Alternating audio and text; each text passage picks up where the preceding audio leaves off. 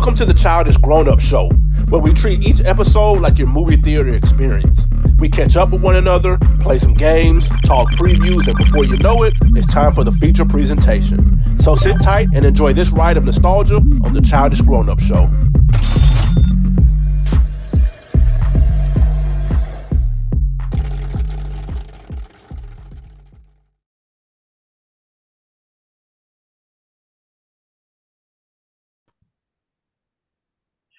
Welcome back to another episode of your favorite podcast, your favorite day of the week, the Childish Grown-Up Show in the new year. And we are back in this thing again. You know me as Maurice Hunter III, aka Mo. For the newest listeners, it's Mochaccino, double, triple, and quadrupling down on that Mochaccino in the mix. But I'm not alone here, of course. I got my two wonderful co-hosts, Ash Bash, Mia B. And not only that, but we finally have brought it together with the big three, with the last one of them all, of course. We saved the best for last. Big cousin from the other pod, you know what I'm saying? The Culture Garden, we got Ray P. How y'all feeling today? I feel good. How are y'all? Feeling good. Happy to be here. Feeling great, guys. Excited to talk about this one and to get into some nostalgia with Ray P. I mean, and what better way to bring in the new year with bring it on, huh? We're here.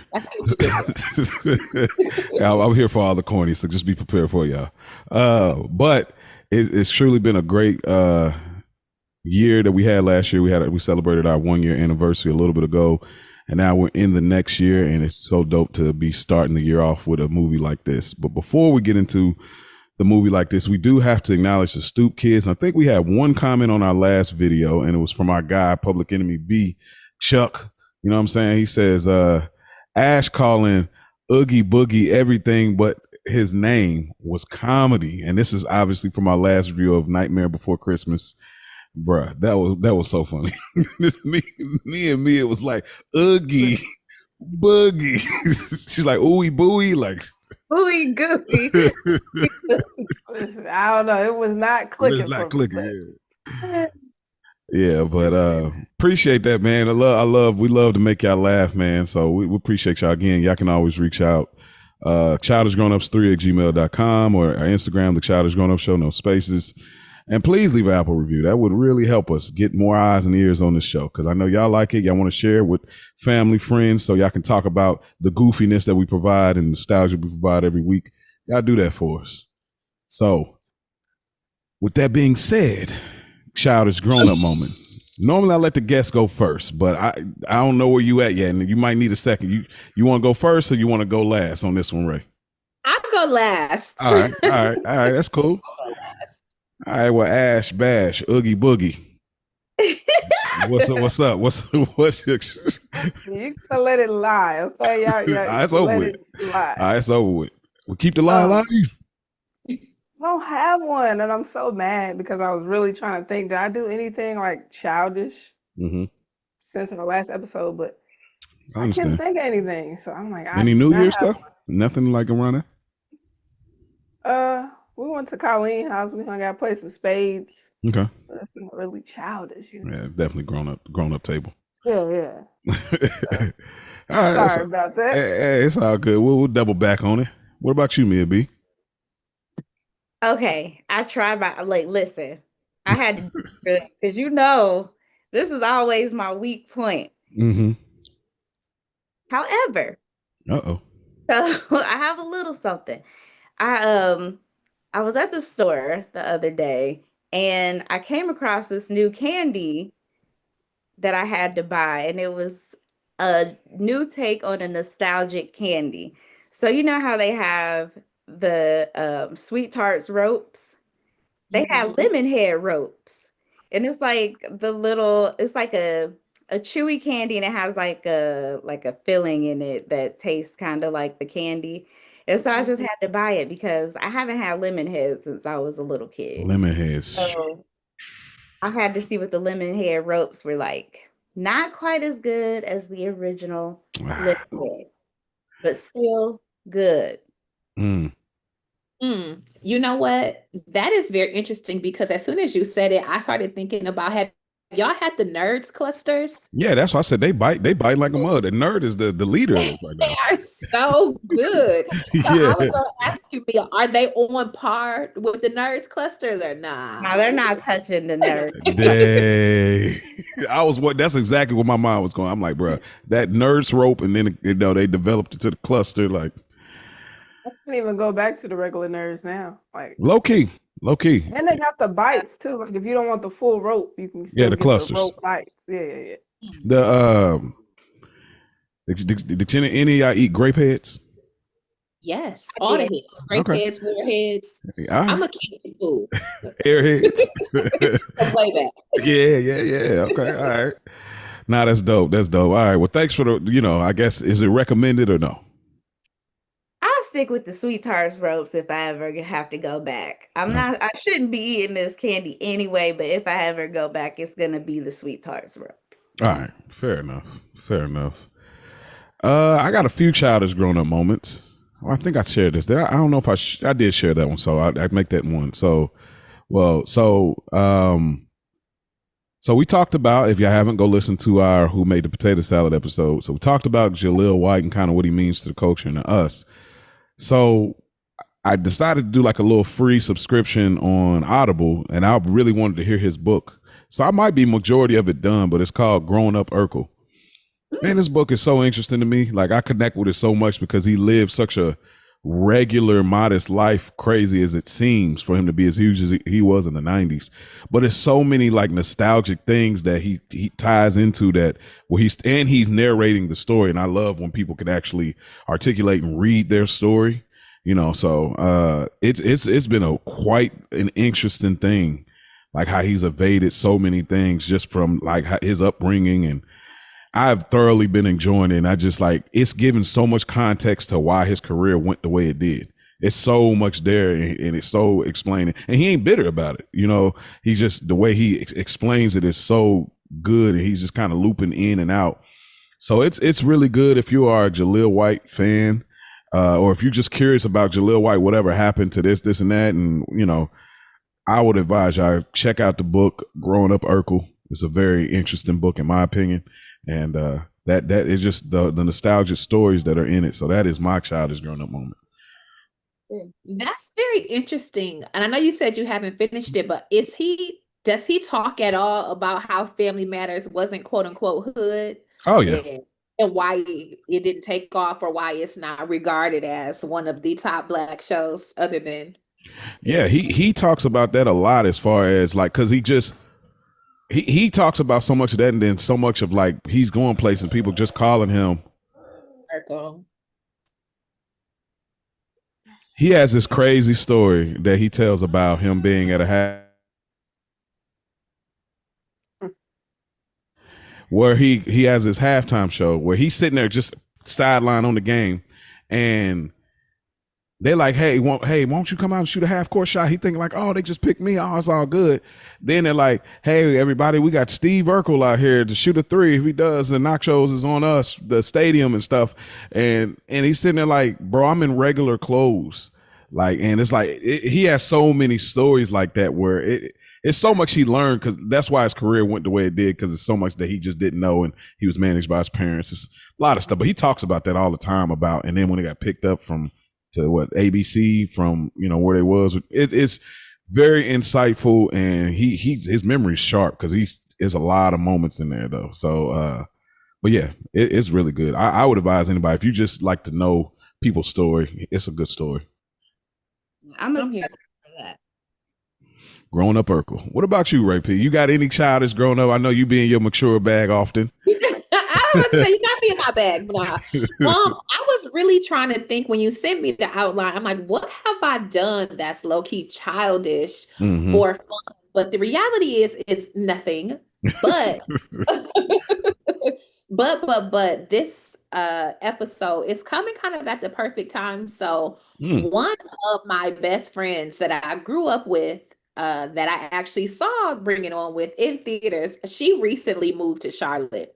And we have just been, I don't want to say rebuilding, but we have just been kicking it, hanging out. So Sunday, I thought I was grown. I went to church, we went to brunch, and we're outside all day long. So not necessarily childish, but nostalgic because somebody I've known since I was 5, having a good time, dipping and doing it. And I've been doing that forever. So that has to go. That counts. Hey, a win's a win. A win is a win. Yeah. Being outside all day. Hey, shout out to y'all, especially, black women. Y'all hear like, hey, listen, we got to keep it. Y'all be hanging outside all. That's fire. Now, that's fire. Even still today. That was Sunday. Still out there. Hey, I love it. Tired. Nah, that's dope. Shout out to the homegirl, man. Shout out to y'all being able to have somebody to connect with while you out there doing the thing you do. For sure. In the business. So that's dope. Thank you for sharing that, Ray. All right, y'all. Well, again, y'all know the handles is all in the description. Send y'all childish grown up moment. Sometimes y'all send it and we like to bond and connect with the Stoop kids. So y'all send that in. Like we all here for these moments, these memories to have fun. And when life is so serious, these are the moments to laugh at yourself, laugh with one another. This is what we try to promote here. So y'all send that in when y'all get an opportunity. But y'all know what time it is. I hope she go easy on us. Ash. All right, it's time for the Flash with Ash. So we do not have any trivia today. We have this or that music group edition. So I'm taking it easy, seeing what your flavor was and see what Ray P likes. So we're going to start with Tony or Mint Condition. That's not fair. That's not fair. That's two different moods. I just saw Raphael Sadiq the other day. Well, I mean, like 2 months ago. I might have to go. Only because of recency bias, I'm gonna have to go Tony. But I love Mint Condition. Shout out to Stokely. Oh, Stokely from Mint Condition? I didn't know that.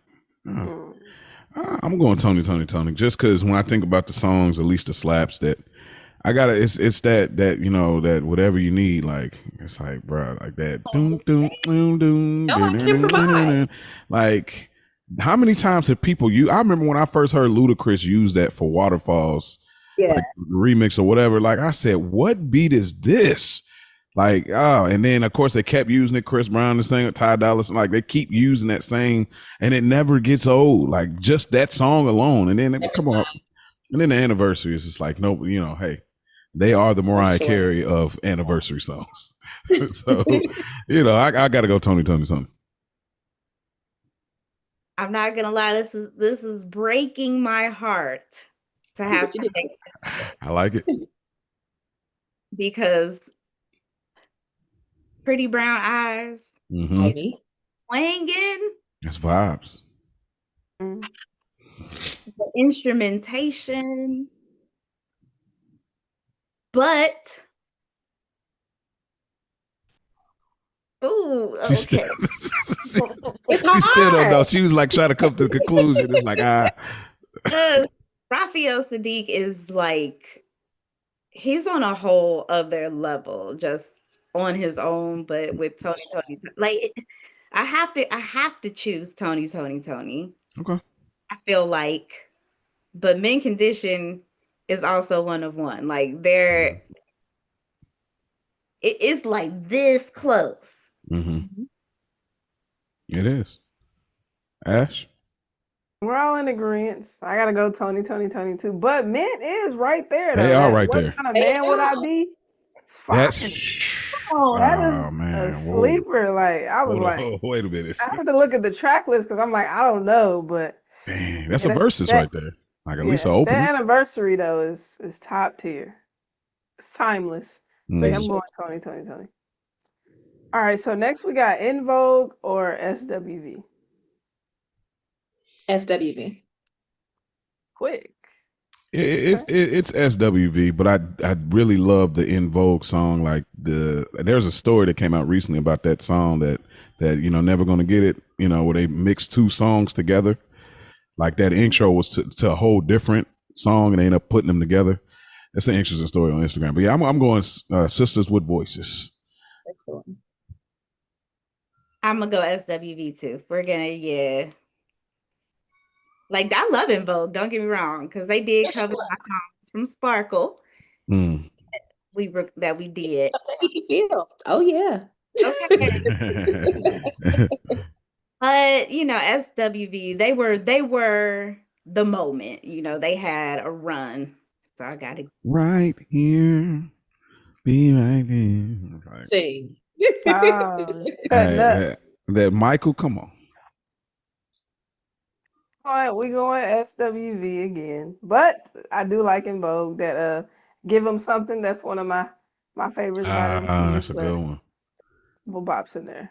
Yeah, I think they sing better. I do think they're better vocally, but I think it's just something about SWV's connect, like their vulnerability. It's like the way it's sometimes when people can't always sing like the greatest, but you feel it.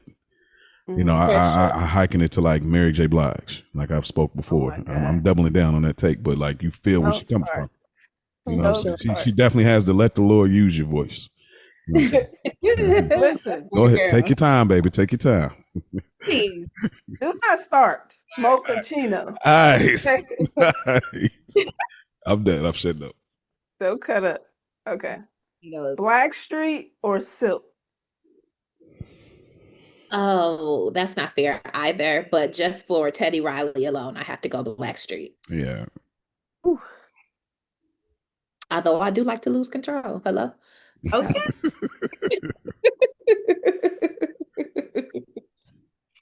In my bedroom. Freak. Man, listen, when you hear that, never let you go, never let you hear that like auto tune, can I get it? Man, come on, bro. Like no diggity too. That's my joint. Man, I used to love that as a kid. Yeah, you can't. Yeah, you can't. And I love Silk, but like, come on, like, I don't know. Let me check. Let me not play Silk any kind of way. Like that though, like they do now. Meeting, yeah, that's sheesh. Right. It's hard. Hey, that's that's all. Oh yeah. Hold on. I might have to redact and recant because that freak that I didn't know that. I don't know if I thought that was them. Yeah. But Blackstreet though. Before I let you go. See, they're like right, Ash. How did you find these pairings? Because it's like they're literally like in like the same subgenre. I just do what I do. Girl. Sheesh. We can't give away my secrets. I have to go with Blackstreet too, though. I mean, it's it's Blackstreet's on this playlist, and then Silk is on that playlist for sure. Yeah. For sure. Well, you know what playlist I'm on. Girl. The Justice playlist. Playlist for Justice. Yeah, I'm sticking with it. I'm staying Blackstreet, man. I go with Silk. I'm here for it. I'm here for it.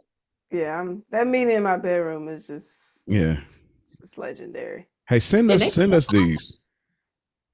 What? Oh, like in a text chain or something. Send these because now I'm going to actually go and listen to at least like 4 of the hits and really get a better feel for, because these are really good comparisons.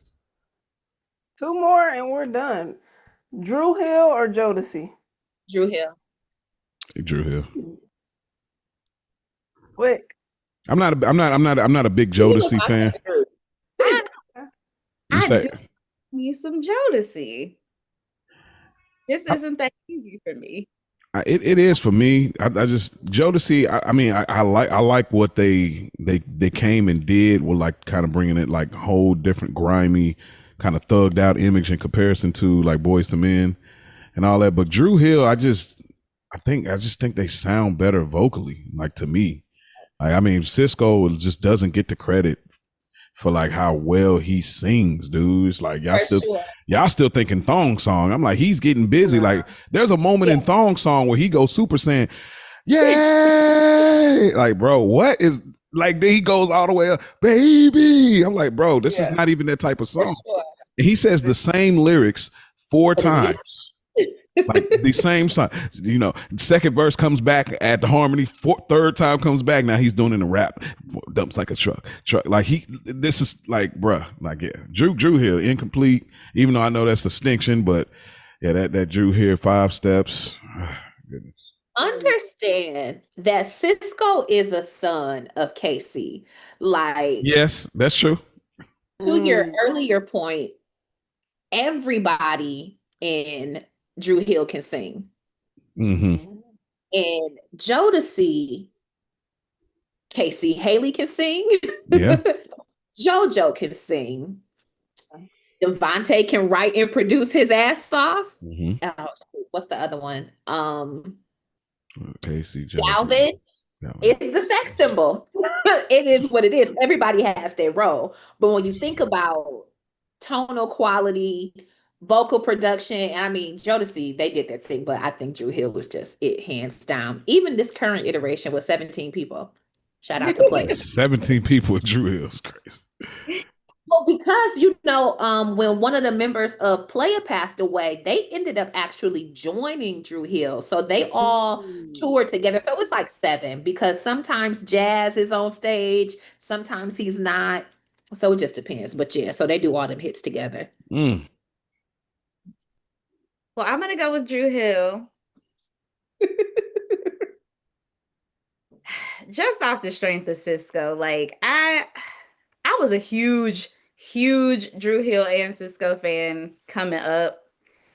More so than I was a Jodeci fan. I think I was, because they was a little grown, but not that I wasn't listening to grown music when I was coming up.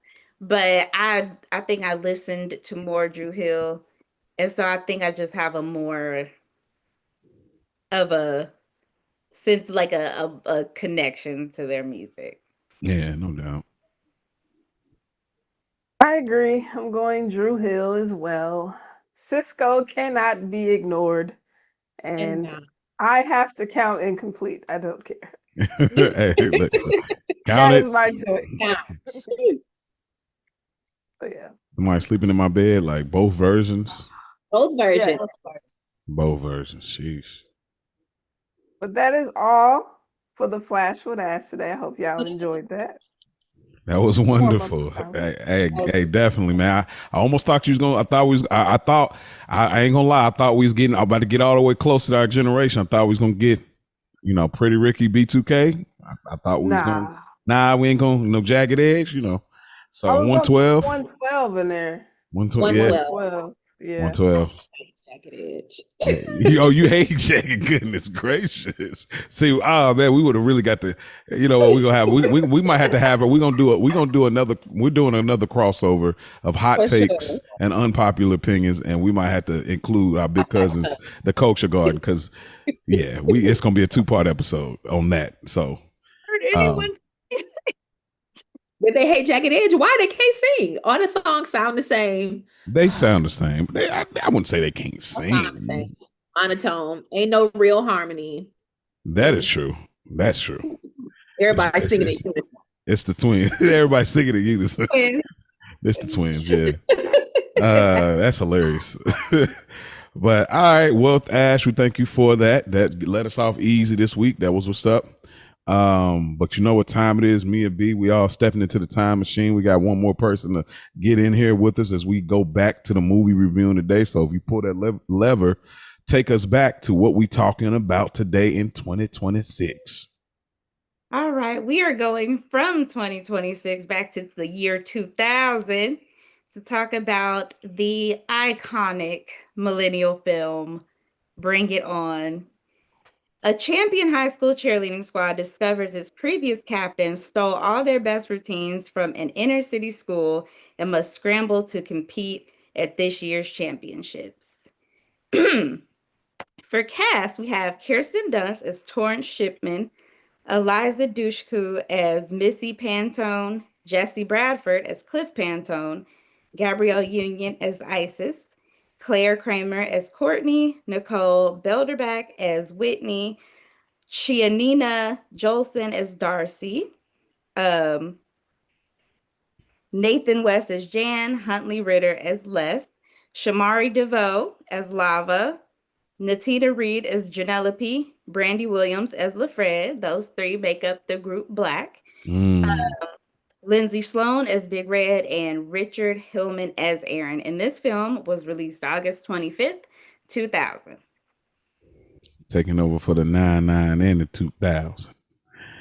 All right. Well, I think this is a very fitting opportunity to let our big cousin step in the game first on this one. So when we rewind, if we be kind and rewind, we don't have to remember necessarily your first memory, but kind of the lure around this movie in your memory. How do you remember it back then? And then how did you feel about watching it this time? Okay, absolutely. So August 2000? Mm-hmm. Okay, that's 8th grade. Straight up. Like I said, Bill, my homegirl, we went, our whole little neighborhood clique. We all went, my brother, my older brother, her older brother, the other neighborhood kids. Back in the day, somebody parents would drop you off, somebody else parents pick y'all up. So we all got our rides. Because they coming out twice. Exactly. You had to figure it out. We had to be strategic. Straight up. So I saw the movie obviously with my neighborhood friends. I love Bring It On. When you sent me the text, I was like, oh my God, I haven't seen this in so long. And it ironically was just on I don't know, like TNT or something, TBS, like last week, right before you had texted me. So it still holds up. It's still good. It's still funny. So I loved it. As the movie was going, I was like, oh, I forgot that I knew all of these quotes, all of these lines, like naturally they came back. So it made me think of how often we used to watch it, either on TV and VHS back in the day once it was released, So shout out to Bring It On, holding up, still funny. That's not easy. For real. Like, it's 26 years old, bro. For sure. Ash Bash, what about you? Rewind, take us back. How do you remember this movie in your memory? How was it this time? Classic. Yeah, I remember it coming on TV a lot too. I feel like it was, like she said, on TNT. It was just always on TV. I don't know if we have this one, bro, or not. Like, in our possession. I can't remember. You're saying, do we or did we? Did we? Oh, we definitely did. There's a memory tied to it. That's why I know we had it. And I'll bring it up. Oh, yeah, you bring it up. We used to dance, a little bit back in our days. So I remember thinking I was a Clover and trying to do the moves, when they stepped on the scene, trying to get the moves down pat. A little mini cheerleader phase, very, very, very small. But Gabrielle Union, being the snobby, popular Black girl, like she would, if there's any role that she can do well, like that was it. Like, what's her name on when she was Two Can Play That Game? She was like Connie, like it's all those yeah, that's these prequels to being Mary Jane. Right. Ironically enough, her name was Pauletta. And they were right to Pauletta in. Sheesh, the connection. Oh man, that's yeah. Just like Ray P said, it still holds up. It was funny. It's very nostalgic to watch. The aesthetics of it, like, just took you way back. I'm like, man, I ain't watched this in years, so it's good watching it again. A lot of quotables. For sure. Tons of that, for sure. All right, Mia B, what about you? How did you remember this film, and how was it this time? Oh man, I don't remember my first time seeing this film.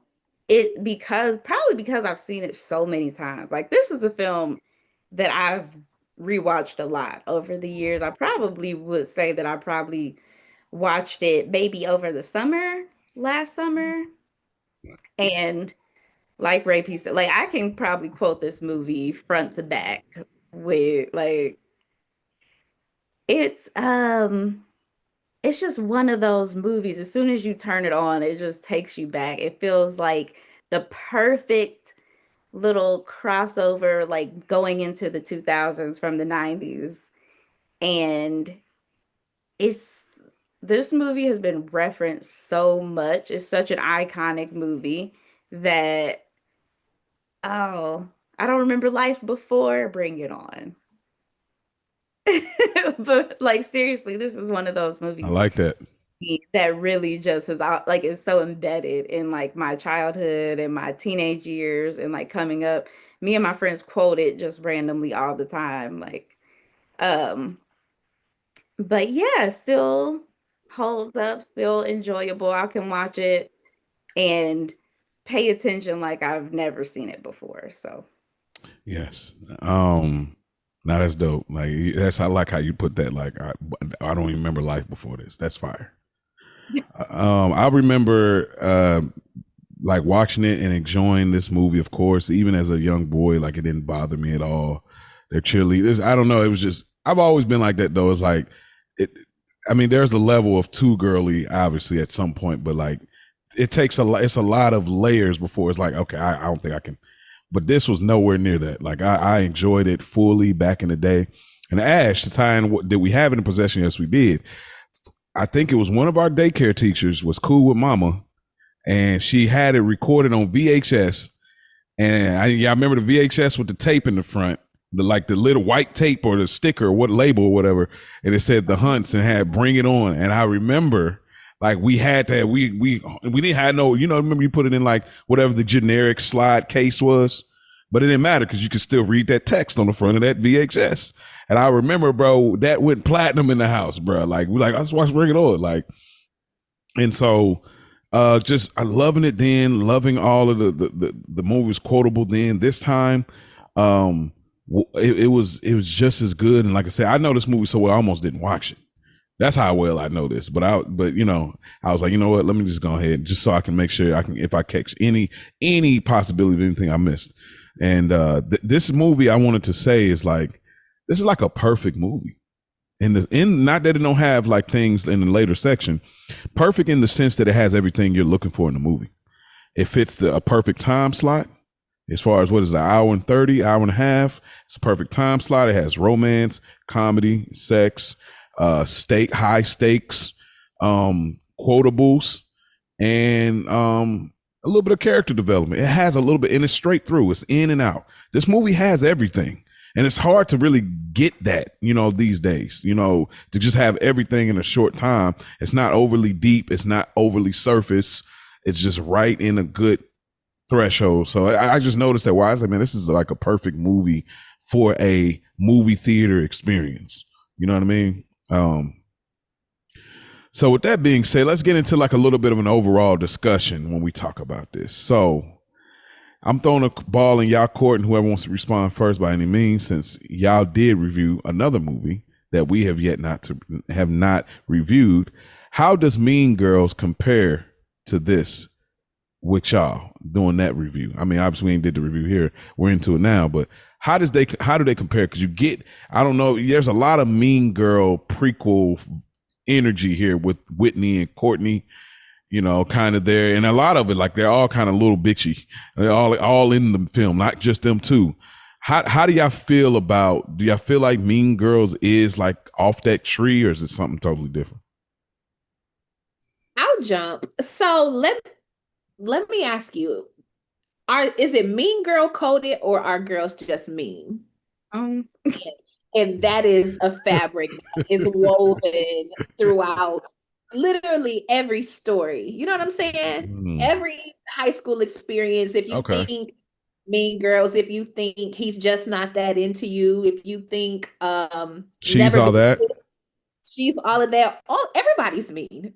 Yeah, you're making a good point. The popular girls are mean, and that just is what it is.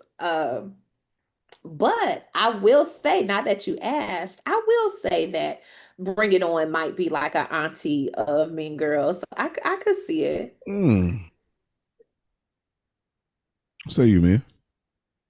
That's so interesting because to Ray P's point, yeah, when you think about it, all the movies have Mean Girls in them. Any high school movie, there's a Mean Girl. For sure. I guess it is kind of a cliche, yeah. It's just it's that high school movie, 90s, 2000s movie trope, really. I feel like, to me, I don't know if I see a lot of parallels in them just because Bring It On has such specific subject matter. Mm-hmm. Uh, and it didn't, even though they were, bitchy, they weren't as mean as some of the other high school movie mean girls were. Like Courtney and Whitney were all talk, all bark, and very little bite. Nah, they up there. Nah, bro. We ain't gonna play. There's some stuff they say in this movie that, hey, I mean, listen, yeah, they said some stuff, but they they ain't meant really, they meant that though. they ain't have no power. There's Yeah, a cheer. It was a chick. She's a cheertater. yeah, It that's for had sure. no power. But I don't know. I don't necessarily see it Mm-hmm. being related, but it's all in that same, because if you can Yeah, relate it to this, you can kind of relate it to a whole lot of other movies that came before it in the yeah, same. that's true. Ash, what about you? What do you think? I agree with Mia on this one. Like, I don't see it being like, I think it's in the same realm, like Ray P said, Girls Are Mean and all of these. Regina George was, Brutal. oh my goodness, through the roof. Like, she's terrible. Hmm. But yeah, I would agree with Mia. Okay, that's fair. I'm gonna throw the ball back in your court, actually, Ash. How do you think this movie would have worked without the Compton Clover angle? Would have sold as much? Would have been as much of a phenomenon? Would have even been as much of an enjoyable movie? For me personally, I don't think it would have been as enjoyable. I think that adds a lot of flavor to the movie, amps it up from vanilla. I think it would have still did numbers because you had Kirsten Dunst. I mean, you had some hitters in there, but for my personal taste, I don't think I would have enjoyed it as much. I love every time the Clovers came on the screen. Like, period. I was about to cuss, but we messing stuff up. As soon as they step on the scene. But You can say it. Go ahead. nah, keep it PG. But I think it still would have did numbers because it's cheerleading. Like, cheer is very popular. Like, so I think it would have sold. But yeah, I think it would have been less enjoyable for me Mm. because then it's kind of like, well, I mean, it was still had the cheer competition, but I'm like, it added more depth to it, adding the story about the Clovers and coming Mm. from a whole different part of town. And even though I have some things about that as well, but yeah.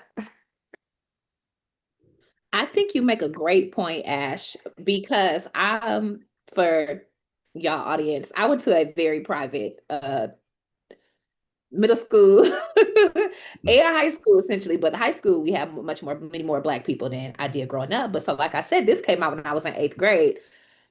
I Mm. think that if you don't have the Clover element, the movie loses so much of its crossover possibility and power. I think without the Clover element, it's just another teen movie. You know what I'm saying? It's just another pop culture movie versus something that even the black kids going to see this. Like, oh yeah, we watched this.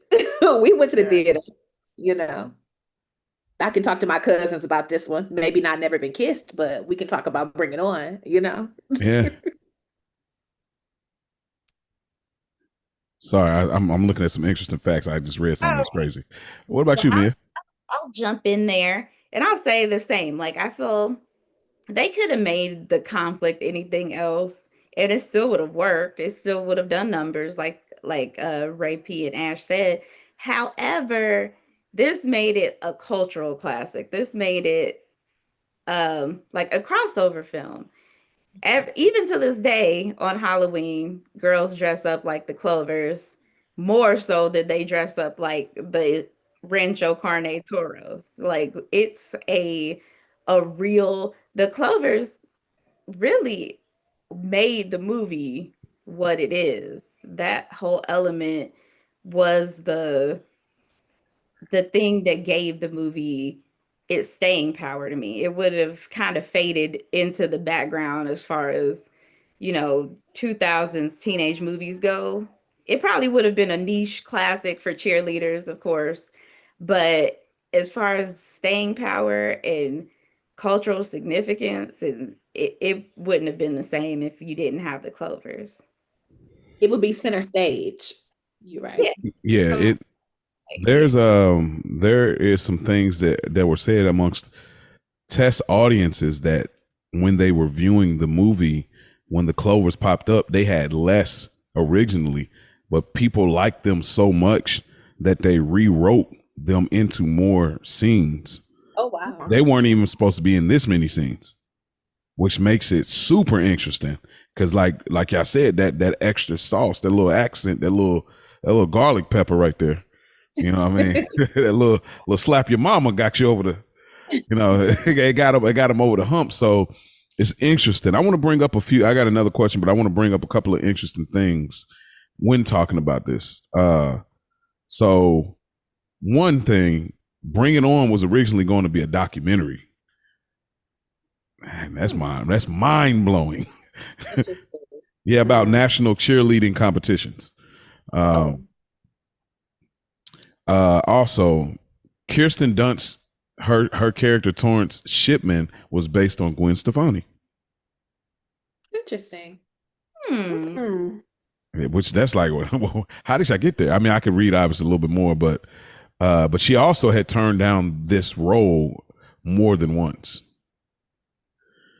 Let me see. There was another thing. Did it say why? Did she say why? Why she turned it down? Yeah. It says Marley Shelton was the filmmaker's first choice. I don't know who Marley Shelton is. I don't know if y'all familiar. Was the filmmaker's first choice before she decided to star in the other cheerleader movie that was starting production at the time, Sugar and Spice. Dunst was. I know who you're talking about. Okay. Dunst was convinced to take the role while she was working in Prague on a really depressing, bad indie film. And so she said, I read it and I was like, oh, this is a fun movie. But then I was like, I don't know. Then I talked to Peyton Reed, the director, and he just sounded like the most awesome, fun guy ever. And I thought, okay, this is going to be a fun movie. Interesting. Okay. They also, they had two different choreographers, both the Clovers and the Toros. Cheerleaders Whitney and Courtney are best friends in real life. Oh, okay. Wow. What's that? I know Mia had brought up the group Black. It says that they had trouble adjusting to appearing in a movie. There was something I had seen. One more thing. This is interesting. 2 different endings for Bring It On were filmed. Did y'all know that? I feel like I did know that.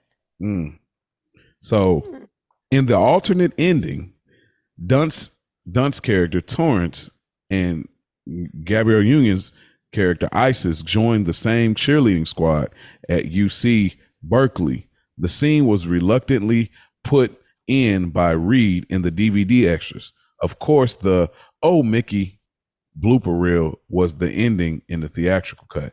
This story has been updated from 2020. So there was another cut of it, but I'm glad they didn't do that, because I think they kept just enough tension and respect. I think you're doing too much when you like making them all of a sudden buddy. I never got that sense. I think there was a mutual respect by the end of the movie. Y'all going too cartoony at that point. Yeah. In my opinion.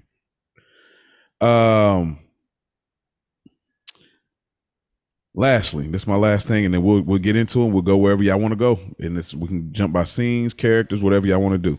My last one in the overall discussion. How do y'all think Gabrielle Union did playing as like kind of this hood adjacent character from Compton, being the leader? Obviously, she was a little bit more preppy or whatever, which that exists obviously in every neighborhood. How do y'all feel she did though? I thought she did well, because 20-some years ago, that was essentially the role she played in everything. She was on Sister, even though it wasn't the hood, quote unquote. I'm the mean, popular girl. I get shit done. I run the show. I run the school, this, and the third. So I thought she did well. Okay. I will say this. I lived in California for a brief time. I went to Inglewood High School, and even though it was in the hood, it was California is a little different in the sense that they don't necessarily have, like, unless you're talking about like the Bay, they don't necessarily have like a hood accent, so to speak, or like it's just they carry themselves different. So the cheerleaders it was very familiar to me in a sense that like it was very believable. Like I would expect to see a cheer captain who behaved and carried herself and looked like ISIS at a school in inner city California, more so than if the movie was based in like, Decatur, Georgia, or you know, Houston, Texas. It's a little bit different. So I think that they all were extremely believable in the role. Ash? Same. I think she did good. This tracks for Gabrielle Union at that time. Like Ray P said, these were her roles. This was her. So it tracked. I think she did good. And you know what's crazy? I don't even think she was that mean. Like she wasn't. No, she wasn't mean at all. How about that? Right. Her homegirls. Yeah, listen. But y'all was still in our shit, so like that's what I'm getting at. We're gonna get there. Don't worry. I ain't gonna prolong it, but I'll say for a long time I thought she did good. Like it wasn't like it didn't bother me watching the movie, but for a long time I was like, I just wanted more hood element out of her because of her like squad. You know what I mean? Like I wanted more out of it. And I remember thinking, like, I'm like, is there any role? Because I do feel like sometimes Gabrielle Union kind of gets typecasted in something along these lines, similar to Taye Diggs. When I watched All American, I thought in the little trailer, oh, they're gonna give Taye Diggs this more edgy California, like no bullshit type of character, and then it ended up being kind of the same thing. So in this, and I'm thinking like, okay, well, where do I think she could have possibly been the most hood? And the only thing came to mind was like Love and Basketball, like Shawnee Easton. I was like, maybe that was a little bit more turned into, because I don't know. I guess I just had so much faith in these actors that I think that they can do it if they get the opportunity to tap in. And y'all go listen back to our Malibu's Most Wanted when we were talking about Taye Diggs. Even though it was a joke, it's kind of parody-ish. But like there was these moments me and Ash was talking about Taye Diggs, like, hey, punk ass, you better get your, like, y'all go back and listen to the review. Y'all see what our takes on. But watching it now, I was like, you know what? It tracks perfectly because there is going to be, when you look at numbers and ratio, there's going to be somebody like ISIS that's going to be like, yeah, I'm from this. I know about this. I am from Compton. But she's like good kid, Mad City. You know what I'm saying? So to speak. It's like, I'm trying to make a way and this is what I'm doing. And I like it. And I thought that, of course her ensemble was great too. So with that being said, I don't know how y'all notes are structured. Mine is kind of structured, kind of scenes. So Ash, how's your structure? Characters, what is your structure about? Mine's kind of scene based too. I'm not necessarily like every scene, but I'm like, if I saw a scene that I was like, yeah, got to. So. What about you, Mia? Because this movie is so well paced, I don't even necessarily. It's not broken down by scene. I just have like moments. Moments, fair. And moments. That makes sense. Mm-hmm. What about you, Ray? How did you take notes? It's a little bit of both. So I just took your prompt and just kind of wrote. Category. So I got some scenes, I got some quotes, but I figured between the four of us, we gonna have this. Yeah, for sure. All right, so let's do it like this. Y'all jump in on this. So we just get into the opening. I know Ray, you have always expressed your appreciation for being dropped into the world and kind of figuring things out. But I kind of picked it up on, after like pretty much Torrance has a dream of, everything's going well at a pep rally until ends up nude and she wakes up and she's covering she's grabbing her pearls, so to speak. And, she gets picked up by her boyfriend, Aaron. Oh, I got so many questions about him. And he's getting ready to take her there on the first day. He tells her, "Hey, listen, I know you're gonna be captain. Pretend to be surprised." And eventually, we see that Big Red does say, "Hey, Torrance is gonna be the captain." And even before that, like him with the parents, the interaction there, and pretty much she acts surprised. She does such a good job acting surprised. You forget he told her. Like, I don't know if y'all forgot, but I was like, she was like all in. So, and then Torrance, she gets the captain and they immediately get practice going. And I got questions here as far as timeline, but anything y'all want to cover, this is all kind of anything from the opening to the tryout. That's kind of where I got it lined up. Okay. So iconic opening scene, first of all, super iconic. Her dream sequence. And, was it that Aaron was telling her that she won, or basically just saying, we know you have it in the bag because they just knew that everybody was going to vote for her? Because I didn't see it as like him saying, I think it was more so like, we both know you're going to win, so just act surprised. But she wasn't necessarily 100% sure. Aaron was a chatty patty though. Come on now. Like come on.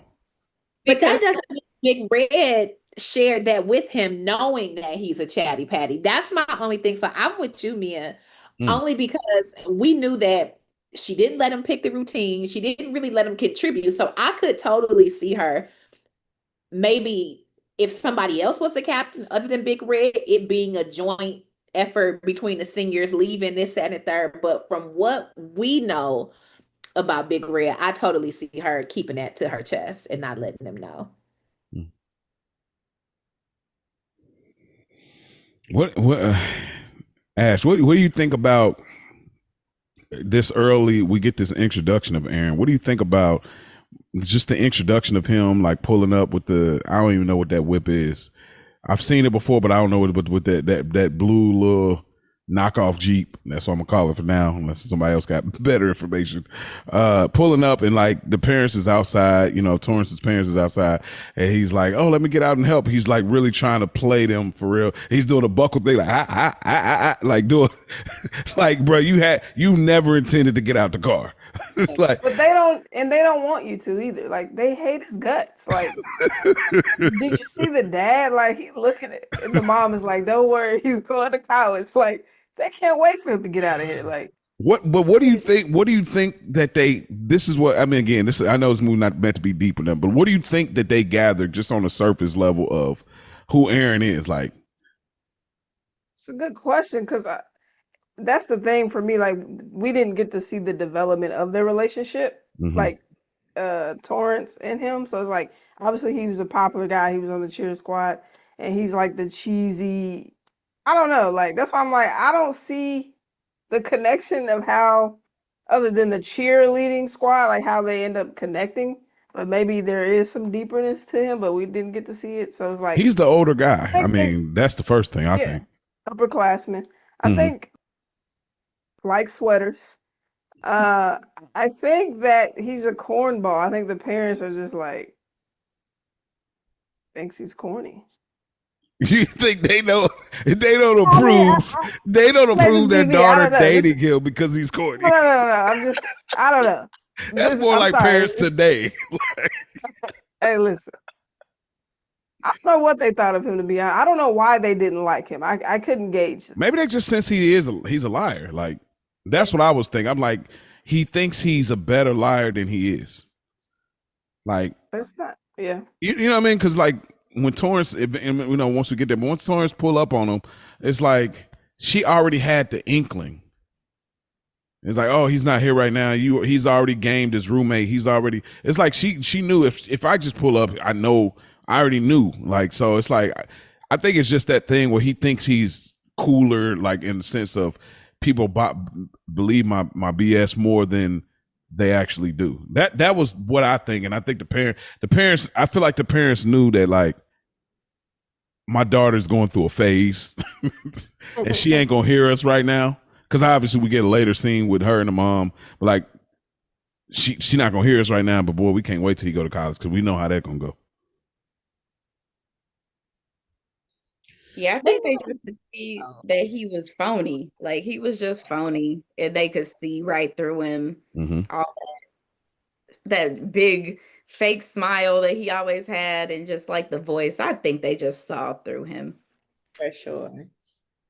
The little brother really ain't feeling it. Like the stuff he say about him is crazy. Anything else y'all want to talk about as far as that opening before we get to like the tryouts?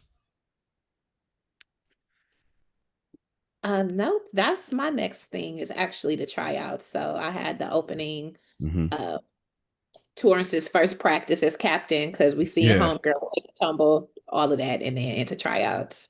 So that was kind of crazy though, because it's like it just made me wonder, like, is she normally one of the ones that get lifted, like that, you know, or it's like, is she normally one of the ones that get lifted, or is this something new that you're trying as captain? It kind of made me I was trying to figure out like where the mistake was made, kind of. That is a little issue that I had that I was gonna bring up is like, if they're a champion cheerleading squad, they've done this particular type of move before. So I don't think that they would have struggled with it as much as they did. But you know, it's a good point. Movie magic, they had to have a you know, maybe it was, you know, over summer they didn't practice that much, or camp was short. I don't know. Champions too. I saw that. I'm sorry, Ash. I didn't mean to cut you off. No, you I was saying, I felt like what Mia was saying, maybe they were a little lax over the summer, but then also consider Torrance wasn't practicing. And so she likely was also supposed to be the base instead of just counting off. So I think that they were just off kilter because usually there's somebody else at that base when you have people going up for the tricks. So I think it was just off kilter. And she seemed kind of clumsy also anyway. Yeah. So when you don't have that extra support, it's going to go left. Boy. Okay. Well then let's get into, there was one more thing. Aaron said he was just making like, I said, man, this man is a filthy animal, because this man was like, hey, listen, I'm a freshman on campus and you're a senior, and, you know, and then next year you're going to come here, you're going to be the hottie freshman. I'm going to be I was like, bruh, listen. We know what time it is. Like, you know, if you've been, you know, in secondary school, you know what time it is, and we get that through the movie. So that was like funny. It's like he got to stop. Oh, I gotta go, babe. I got orientation. I gotta get, like, bro. We know what that's about to be. So that was it. But to get into the tryouts, man. Where you want to go with it, Mia? I mean, I'm sorry, Ray. There's a lot of, huh? I said you could go to Mia. Okay, so Mia, I kind of tried to list all of the different well, at least most of the tryouts. So we got the breakdancer, the male ballerina, the white girl rapper, jazz hands Pippin, high school stripper, clearly with daddy issues. We got Whitney's little sister. And then we got the critic that doesn't want to do nor like anything about the cheer squad. And then, of course, we got Missy. You missed one of my favorite ones. RCA Toros all the way. I meant to. I got it listed here. I didn't even say it. The emotional. They just broke up with her boyfriend. Yeah. So go ahead. What did you want to say about the scene? Because this is obviously one of the most memorable parts of Bring It On. It was just, it's one of the funniest things that and it's still funny. Every time I see it, it's still funny.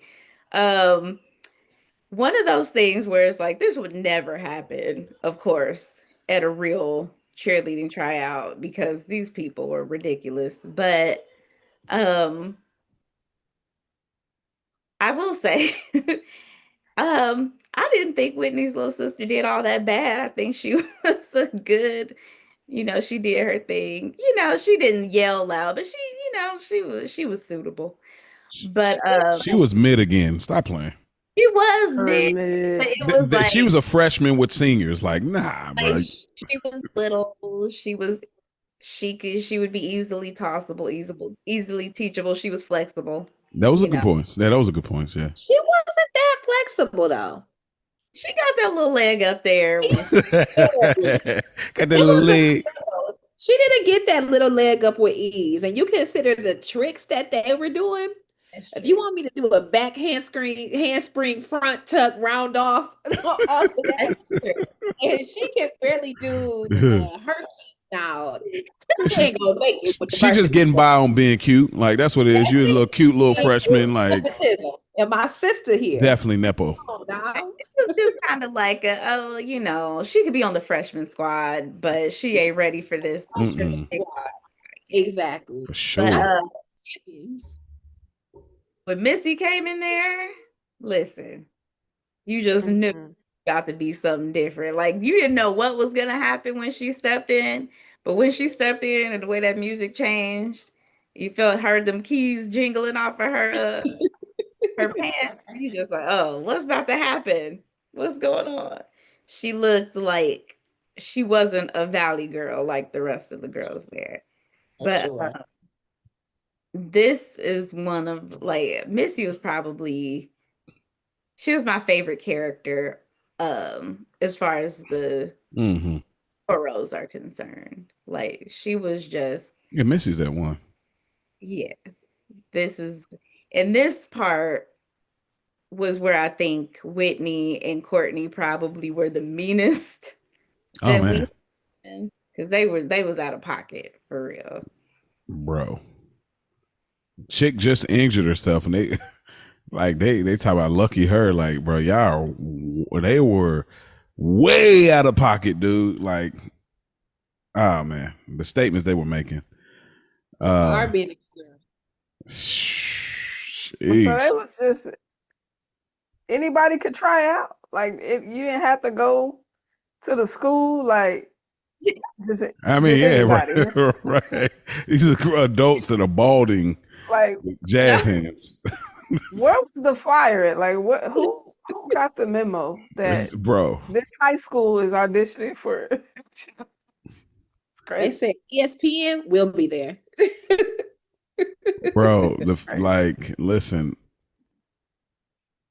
Like the chick that's like giving the whole stripper vibe is like, bro, what are we doing? That was a lot. I'm like, bro, what? Like, bro, I remember going to a school dance and the chick was like going way too crazy. I was a sophomore, she was a senior, going too crazy. I like, whoa, I was not ready. You doing a lot of dipping and bouncing and jiggling. I was not ready for. Like, I was just hoping to lead the night with a kiss. You on something else. Hold up. Like, seeing this was ridiculous, bro. I say it's like, yeah, I love rock and roll or whatever. It's like, ma'am, what is your home life like? That's what I was thinking. I'm like as a kid, you watch, you're like, oh, okay, look at that. But like now, like, bro, what? You are a senior in high school. What is going on?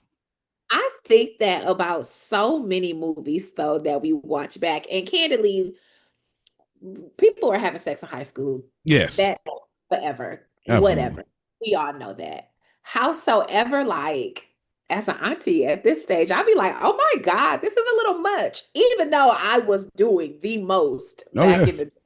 But so when we watched this, I'm like, damn, y'all really was doing it like that? This scene, the pussy pot in the wood, American Pie, like, oh, y'all really was really doing your best. The way I'm sorry. I was just gonna say the way I was clutching my pearls when Jan the cheerleader man was talking about how Courtney don't wear nothing under her spankies. And I'm like, you guys are in high school. Bro. And, you know. Listen. Even the opening like cheer routine, like their lyrics of what they're saying, I was just like, You talking about the game at the halftime show? the very beginning, like, oh, the very beginning. Oh, yeah, okay. like I'm listening to what they're saying. I'm like, yeah, this is out of pocket. Big Red is. Hey, listen, I got things to say about Big Red, but I'm gonna say that. Oh Lord. Raggedy Ann and Andy head ass. For real. The funny thing too, this is a little subtle funny. Like and I wanted to mention too, like Aaron, his character is just funny, and I don't think he's trying to be funny. Like he's a funny character to me. Also, in this scene of the tryouts, the chick that was like emotional was like, I just broke up with my boyfriend, and my mind immediately said, nah, he just broke up with you. Oh, for sure. Like he just like it's his senior year. He's trying to do things. He's got justice, and justice will be served. That is what I gathered. She's like, I just broke up with nah, he just broke up with you. The school year just started. You know what time it is. So that was my gathering for it. So that was funny to the mug. Like she got emotional mid chant of, you know. So yeah, it was funny. Anything else y'all got for the tryouts? I just shout out to Missy for coming in and knowing how to do the things, being a hardcore gymnast, and having to settle for being a cheerleader for a national championship team is a wild change of events, but I'm not mad. So shout out to her. Have y'all ever seen goth-ish like gymnasts? Gymnasts, no. Because that was kind of like a little bit of, I don't have it in my later section, but I was a little bit like, I'm like, y'all teetering a little bit. Like, I don't know. You know what I mean? Was she goth though? Or was she just quote unquote urban? Because they coming from LA, like they coming from the city versus Rancho Cucamonga. I mean, yeah, like I'm, but what's she's got the little gel gothic, so it's on the you know edge. what I mean? It's like she got the fake tattoo, which is just a, you know, her drawing on herself. I'm like, because her brother is kind of in that rock, kind of indie, not really goth, but like, you know what I mean? And then so I'm saying she's not that far off from him, but I don't know. It's like the transition was so fast as far as her going from that to what she becomes. And I was just like, I was trying to pick up the vibe. I'm like she, like her brother makes a statement later. Well, this kind of ties into the next transition, but like her brother makes a statement when Torrance pulls up to their crib, and he makes a statement. It's like, hey, you go cheerleading and cheering like you care about something, kind of like I'm paraphrasing, but and she looked at him like, you know what, I'm gonna do it because so it made me think. It's like, okay, well then if you really don't care about cheering for something, what made me think you care about doing flips and all of this for a crowd? You know what I mean? Like it's kind of threw me off a little bit watching. I'm like, being a gymnast is different because when you're a gymnast, and I didn't see her as goth, more like Ray P said, urban, just like they're city kids. What is white urban? Explain to me, please. Like LA is a really big city. If you live in the city, you have like dudes who are skaters, dudes who listen to alternative rock, girls who. Oh, so that's urban. Yeah, it's urban and like isn't the same for them. Oh, okay, that's fair. The urban is just like a city kid, a kid who grew up in the city, not in the suburbs. Like you have to be like they're from Rancho Carne. That's a suburb of San Diego or wherever they're from. But like she was more so just like she wasn't a valley girl. She's not preppy. She's not cute. She's a hardcore gymnast, and gymnasts are not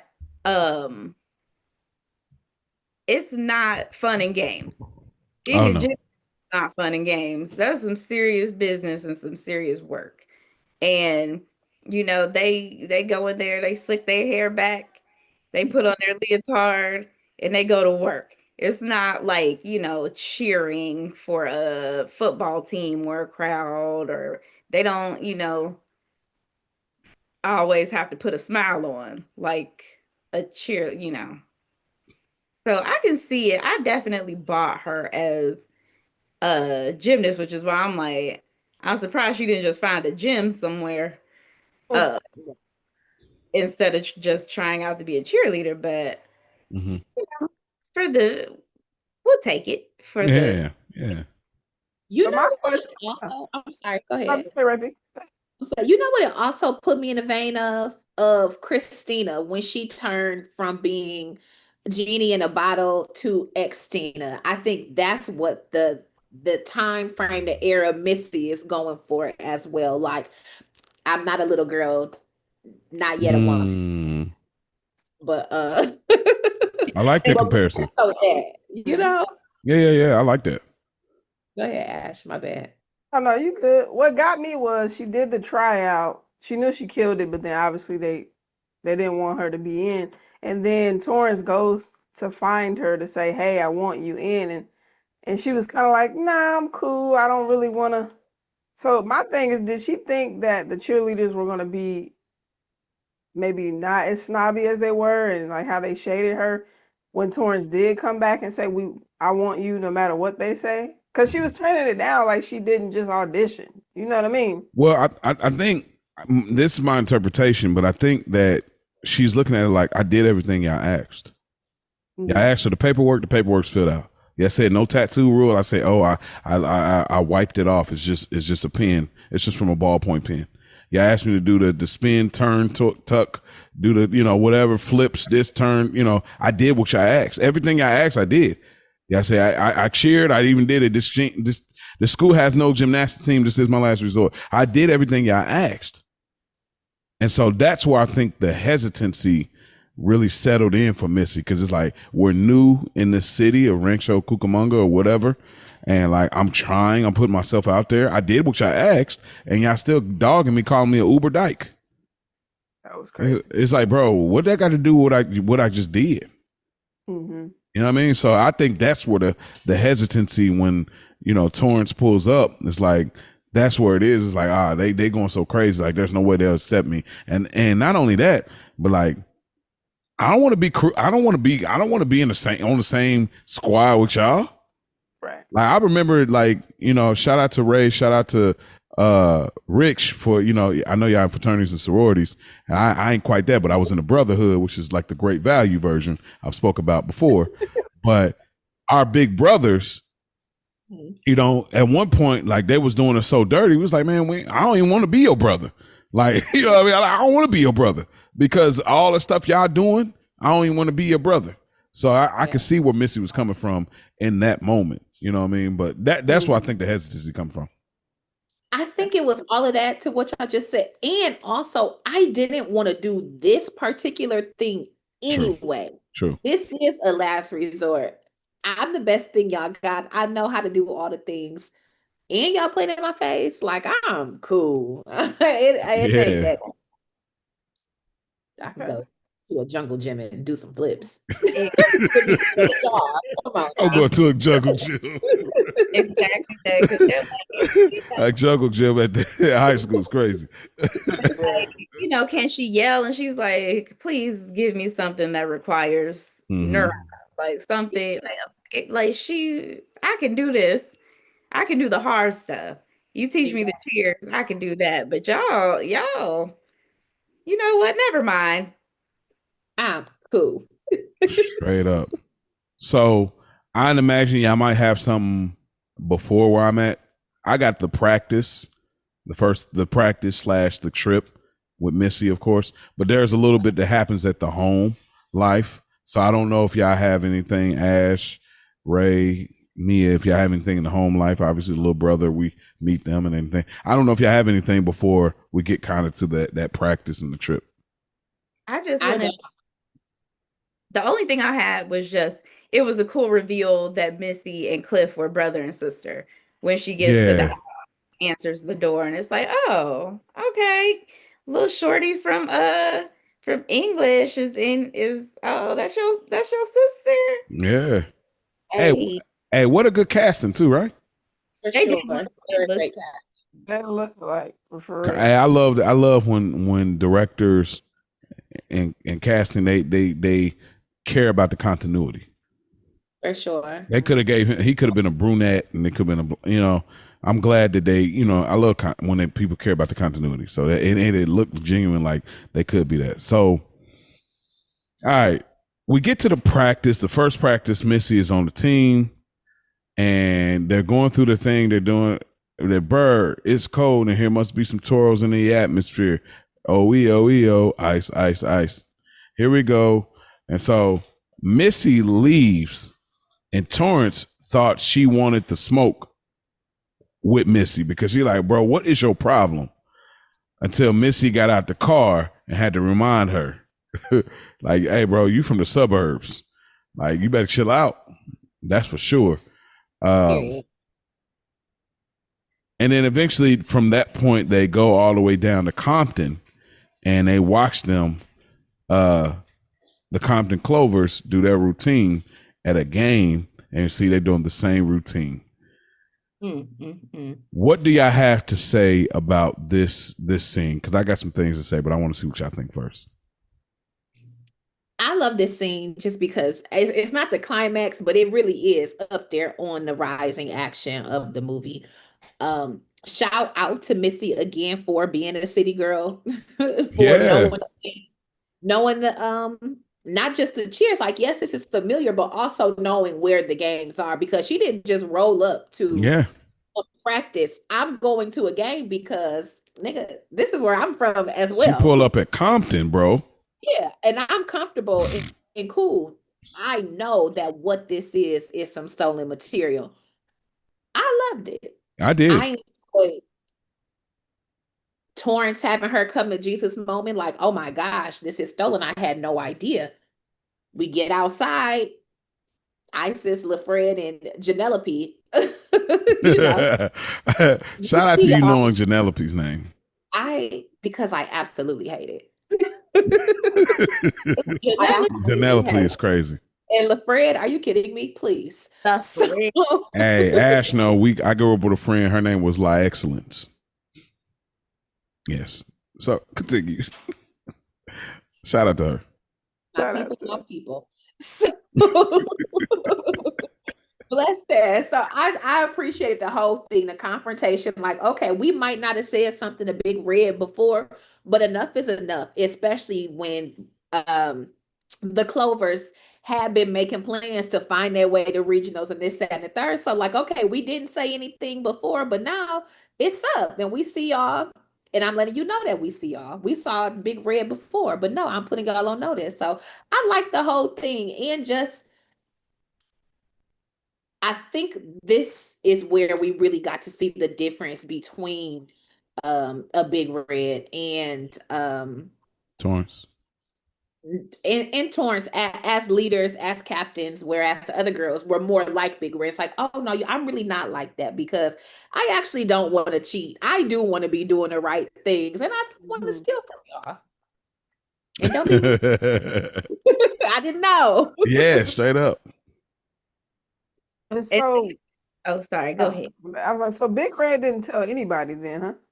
Like, not even, okay. So was she still in the whole 5 years that they were champs? Yeah. That's what I was gonna say. It had to have been a previous captain who passed that baton down to Big Red, because Big Red wouldn't have been the captain, 4 years running. She had to come in at some point and be told, like, hey, just so you know, this is where we get our routines from, and this is what you want to do. Or maybe they hadn't been champions that long, but they said 5-time national champions. So it would have been before Big Red's reign as captain. So somebody was going down there stealing the routines and had to know that it was happening. But it was strange to me that, if you're no longer there, you did the routine for regionals, for nationals, Big Red, before you left, but you didn't tell her. So what did you think they were going to do the next year? Like what was going to be? It's probably something weird ego trip type thing from Big Red, because she's like clearly an unreasonable person. Like later in the movie, she's talking about borrowing routines. Borrow? It's crazy. Like you're gonna give the routine back when you're done? I have another theory. It could have been that the previous captains were actually just on that. They were just that good. They made the routines themselves. They were in there, but when Big Red became captain, she ain't got talent. Right, she realized she ain't have it, so she was stealing the routines, and she was the only one who was on that. Crazy. The one harking back kind of in this section. Did y'all, even though we know that Torrance, she can't scrap, like obviously, but did y'all feel where Torrance was coming from? It's like, all right, I'm sick of this. Get out the car. Did y'all feel where she was coming from? Because I felt it. Like, listen, they didn't want you. I wanted you. I looked at your paperwork and I pulled up to your crib to find out your address. I pulled up. You came to the practice. Then you walk out the practice with no explanation. Like, you didn't say like, hey, let me holler at you real quick, nothing. And so then Torrance like, man, this is bullshit. I mean, Missy like, this is bullshit. Like, all right, bro, get out the car. Like, you want to fight me though? Like, nah, damn near, bro. Because look, this is not a surprise for Torrance, because she's talking to her mom about, like, there's moms that would kill for their daughters to be in cheerleading. Like, this is how delusional and how, and it's crazy because high school was like this. Like, I mean, this is a version. Cheerleading is just the source, but in high school, we were passionate about what we thought would be long lasting, and it wasn't. Like, it was literally just high school. So it resonates in that sense. But yeah, it's just, I did feel where Torrance is coming from in that sense, but I'm glad that Missy exposed her and showed her what time it is. And it's funny because Missy had a whole different perspective when going to Compton. She's like, she was kind of like laughing, like, yo, we almost got our asses beat for real. You know, versus, you know, Torrance is having an issue like, yo, we not even original. You know what I mean? So yeah, that was deeper for her. Yeah, it's deeper for her. But you want to fight me, lose, and still want me to be on the squad? Nah, she was over. She was about to put her off the squad. But when Missy got out and she realized, it's like, yo, Missy was on some bone crusher type shit. Like, I ain't never scared. Yeah. She was looking at her straight up like, doom, doom. Like, stop playing with me, bro. And I think she her like, girl. Mm-hmm. Hey, it's one thing when you talking that cash and then somebody actually step up and you realize like, oh, I really wasn't prepared to fight. I was just you're really naming from the wire. Like, you just talking, and if nobody does nothing, you can walk away feeling confident. When somebody step up to you, like, oh, I really wasn't even on that, bro. Like, I really don't want to fight. So going into cheer night, this is obviously after they leave and everything, and you know she's exposed to it, but they're still kind of like, look, we still doing these stolen routines. Like, this is what it is, and this movie could have been done in February.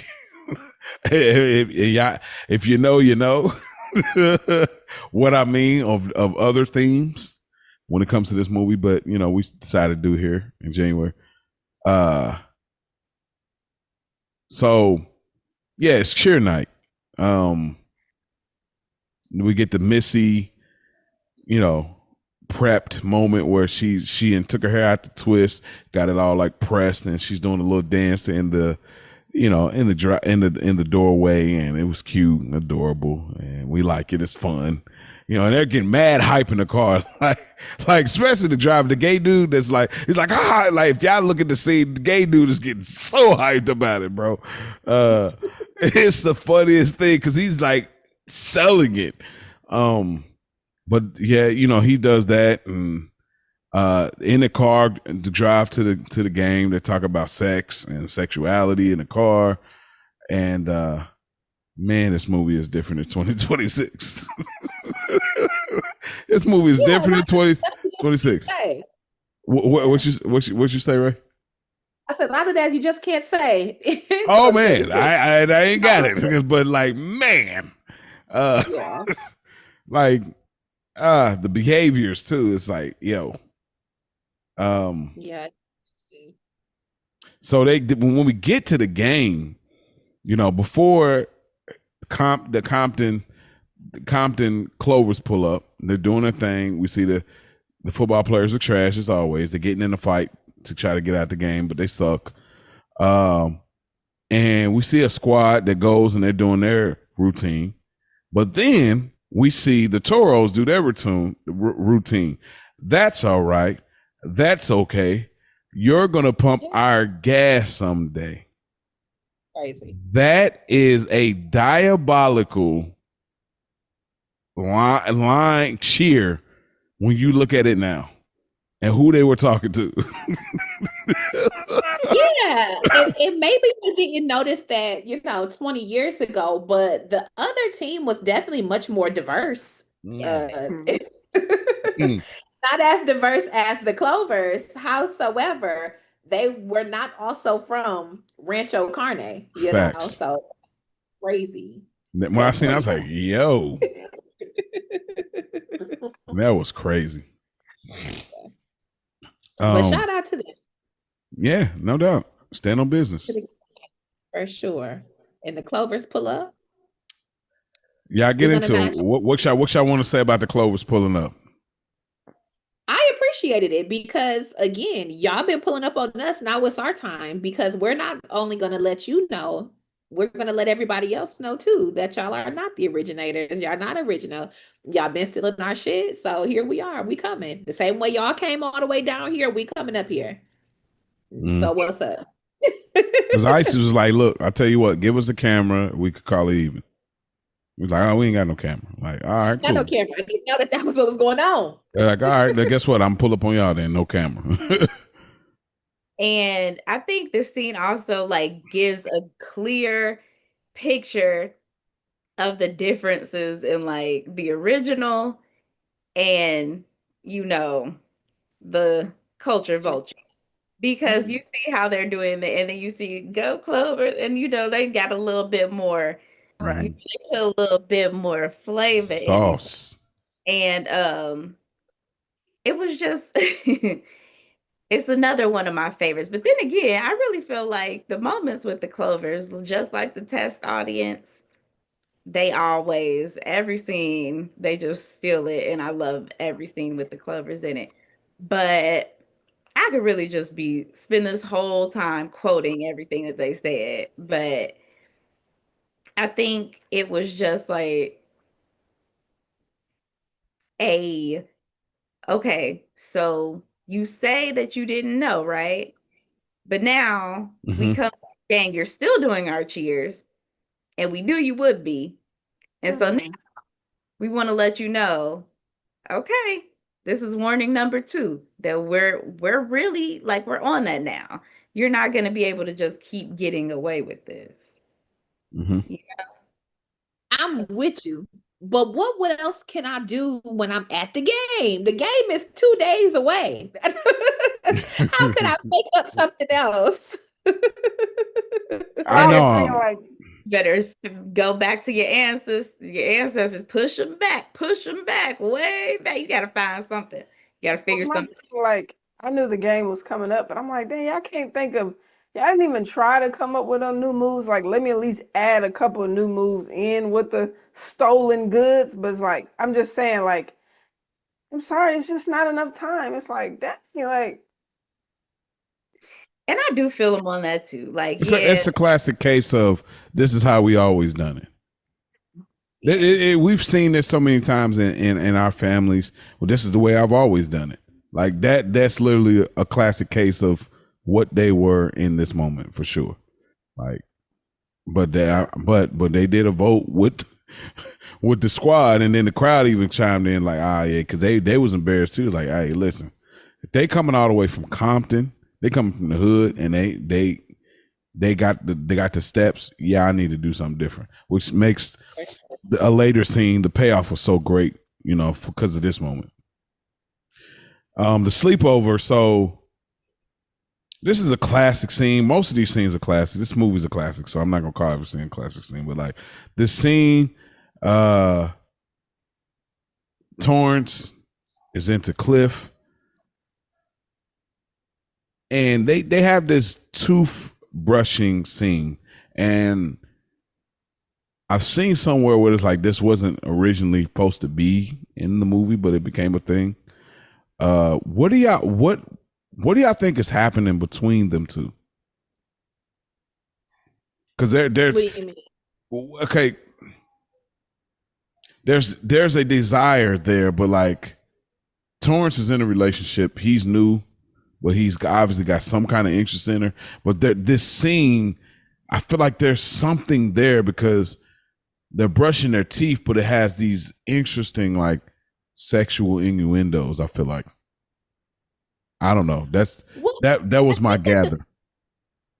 I think the groundwork was laid for their flirtation when they first met in class. Right. So every scene that they're in, not even necessarily together, but like it's building up to a moment of them having tension. It's clear that there is some sort of attraction. Yeah. We know Torrance has a boyfriend, and he knows Torrance has a boyfriend, but it doesn't matter. He's not here. I am, and we're right here. And so my question was, where the hell was Missy and Cliff's parents? Oh no! Wait! He didn't know she had a boyfriend.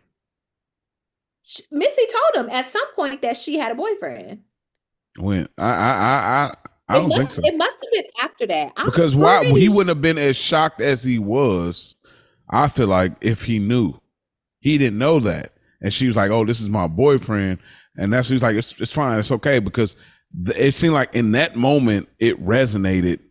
Oh, he was hurt, but it's like, oh, she has a boyfriend, but you didn't say that, and you didn't act that way either.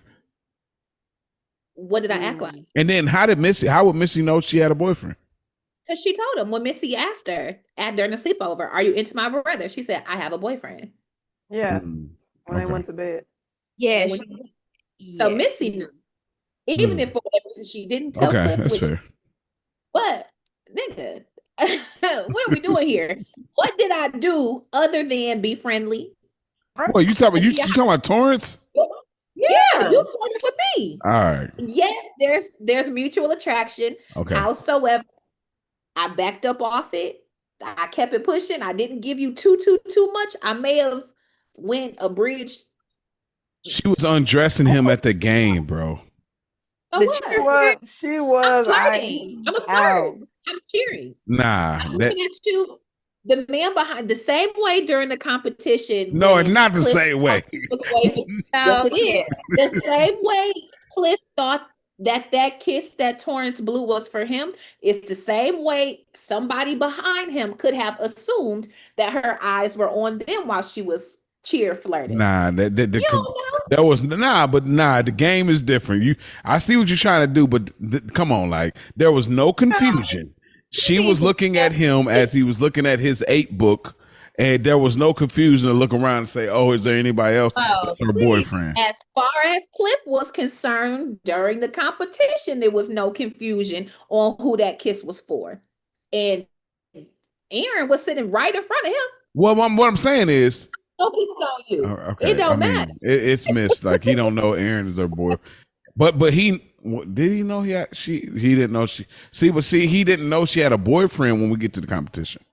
He didn't, but it wasn't like there was no conversation to her and said, "Hey, I want to take you out. Hey, do you have a boyfriend? Are you interested in me?" They were just flirting. It was a harmless high school flirtation, and he assumed that when she saw him, she was waving at him, blowing him kisses, but she wasn't.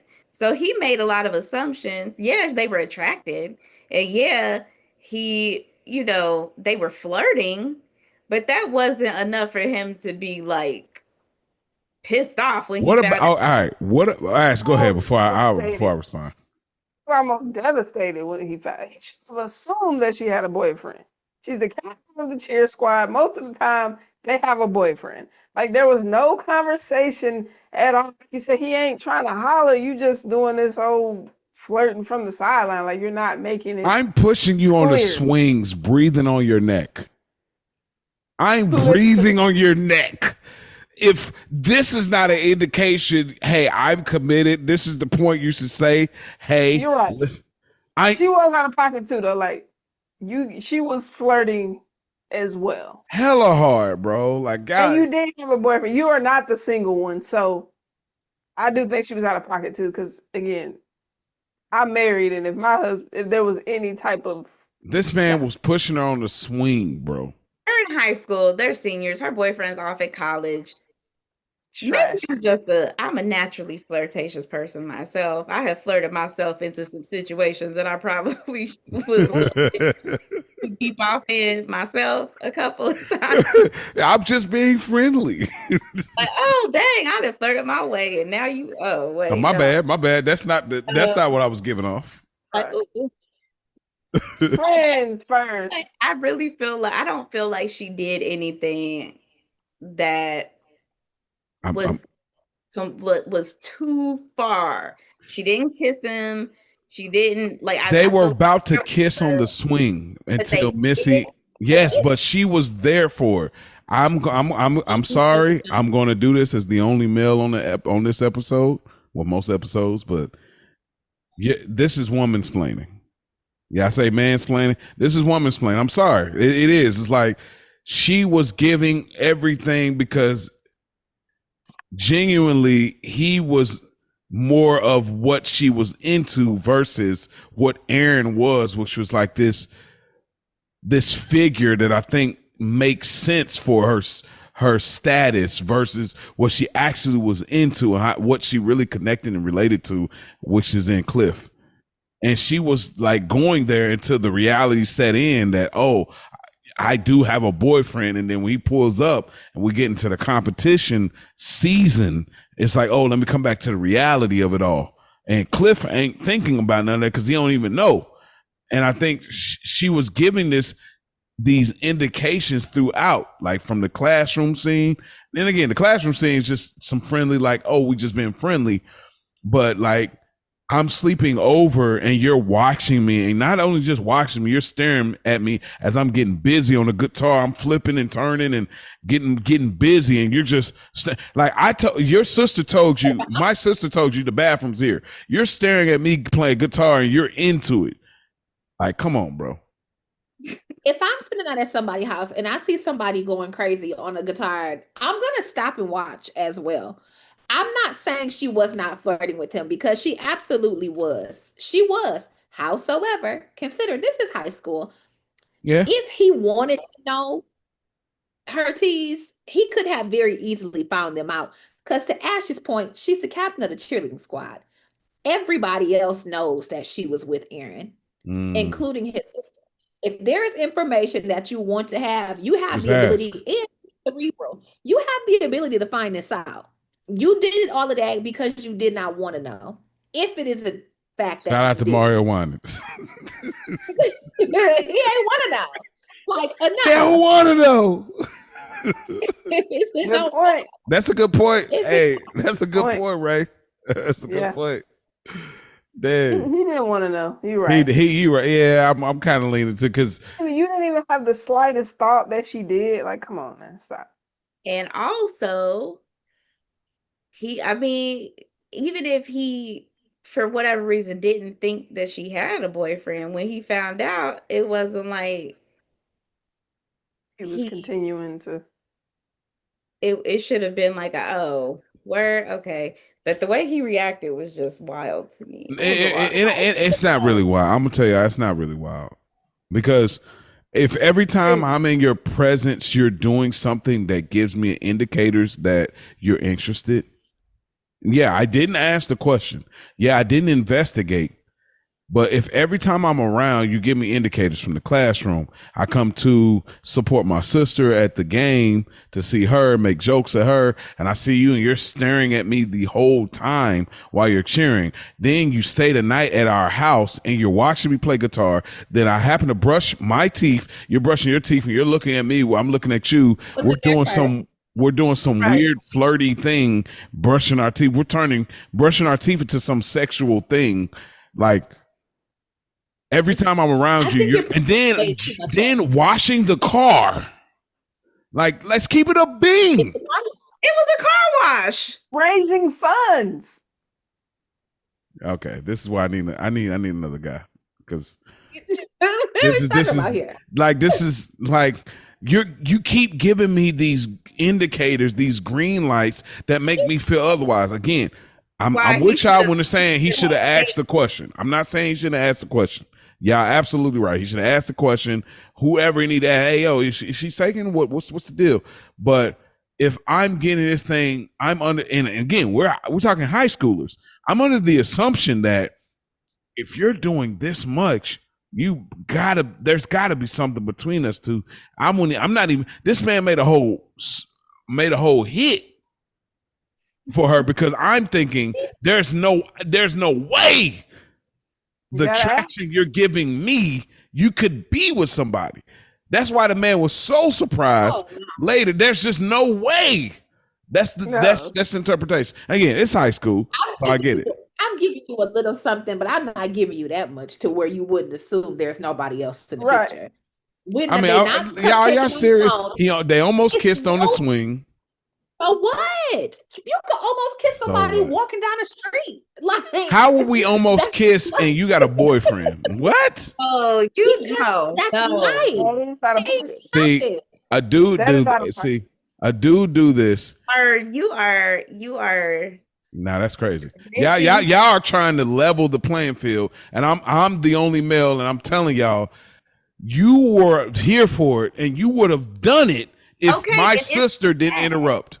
If they had kids, I agree. Who's to say that she would have called Aaron that night and said, you know what, I might have something else going on. It could have changed the trajectory, because she was feeling Cliff. She was. There in high school. She didn't know anybody like Cliff. She's from Rancho Carne. All the guys are like Aaron. So she didn't even know that she vibed with this type of guy until she met this type of guy. And so she don't even know. She's like, dang, okay, I have a boyfriend, but is this like, maybe I don't know. And so she was testing it out as high schoolers do, but she never crossed a boundary. If she had, maybe she never crossed the boundary. But if a guy did this on the flip side, y'all would be like, oh, he crossed the boundary. He almost kissed her when he was on the swing. Oh, he was staring at her the whole time while he was cheerleading. Oh, he was brushing his teeth and he was giving her the eyes. He was staring at her while she was in her room playing piano. Come on, bro. Okay. I'm just saying. I'm just saying, like, keep that same energy. And here, she had this boyfriend, but Aaron wasn't answering the phone. Do I have a boyfriend? I can't get in touch with him. Well, no, I'm with you there. I'm with you. You. But please. I'm just saying that she's like, she was giving the vibes that she was single, is what you're saying. That's all I'm saying. It's like you're doing. Yeah, that's it. Go ahead. My bad. I agree. I will say she wasn't acting like she was in a relationship, for sure. But again, you know what Aaron's doing. Clearly, we know what he was doing.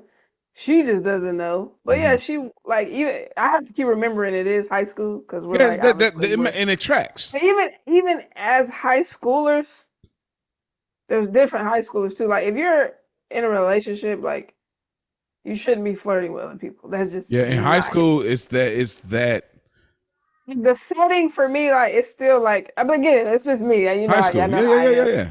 I'm a lover girl. I'm certified lover girl.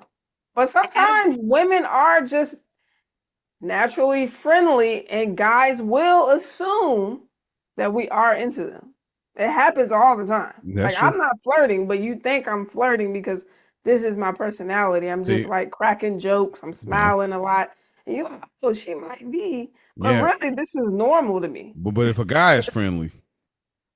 Oh, he can't be friendly. Exactly.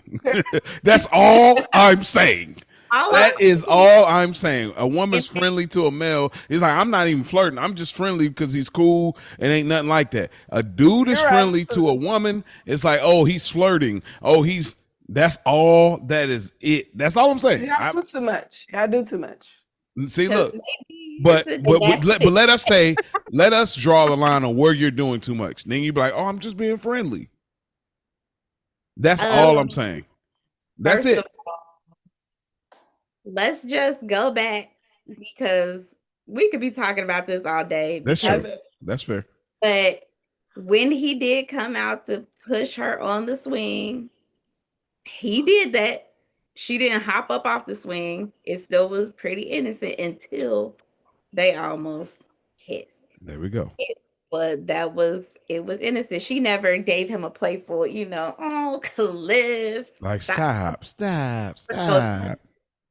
It was just a whole lot of like banter, witty banter. And a lot of banter can come off. She could have said, I got a boyfriend right there. He could have said, do you have a boyfriend? No, she could have said, I have a boyfriend. When he came in to be the aggressor, that was her button to say, I can't do this. I have a boyfriend. I feel like if there was a moment, I feel like there was the moment to say she has more obligation than he does. He's a single person. You see what I'm saying? That's all I'm saying. Like, she has more. You're already taken. Your obligation to say, oh, I can't do this. I'm really attracted to you or whatever, but I got a boyfriend. It's on her, not more than him to say. Because it's like, for me, it's like, bro, I'm going to go wherever this goes. Ray P, what you and Rich be saying all the time, that wasn't her nigga like that. So she wasn't even thinking about Aaron. Okay? Aaron was nowhere. I know, you're right. You're right. But that's the point I'm trying to get with Torrance. And Torrance must have some level of accountability. That's all I'm saying. Like, so we can agree on that, right? This is why he was hurt so much. Because it's like, bruh, I almost kissed you and we got interrupted. So I'm looking. So then from that point, we're going into the next. You're going back. Mo, you taking it too far because you don't have to beat at her over a bunch of almost. We didn't do shit. It's not like they were carrying on. This man wasn't trying to marry her. He was just like, oh, in his mind, we're single. We almost kissed. So I have a real chance. But you didn't. Listen. We're not talking about nothing. You're not asking the questions. You want to know the answers. But here's what I'm saying. We are having our organic interaction. You have never at any point said, I'm taken. So last time, listen, hold on. Listen, our last interaction was, I'm pushing on the swings. I'm trying to motivate you. And we almost kissed, but we're interrupted by my sister. Then I see you at the car wash and we're having another flirtatious interaction. And so it's again, you still haven't said you're taking your sister brings you in here and we're having our own thing. He's like, oh, I got all day. And so these two last interactions that give me the idea that, we're building towards something. I have no idea you're accounted for. So then when I find out the night, it's like, you don't even say it. I see you in the car with another dude, you're kissing him and you're leaving. And it's like, bro, I'm here to try to lift you up because of what happened at the cheer regional competition. And I appreciate that. And I'm sorry that you had to see me kissing my actual man. Friend that like y'all crazy. I have a y'all freaking crazy. Oh man. I don't know what to tell you. Thank you for the playlist. I appreciate you. You can be a little salty, but all of this extra, bruh, right? You doing a lot. Yeah. And to take it a step further, when she came to him after she actually broke up with Aaron, the way he was acting was so out of pocket because it wasn't. Like, hey, by the way, we broke up. You should have broke up before you almost kissed me. You should have broke up before you give me flirty eyes at the football game. Like, what are we talking about? What are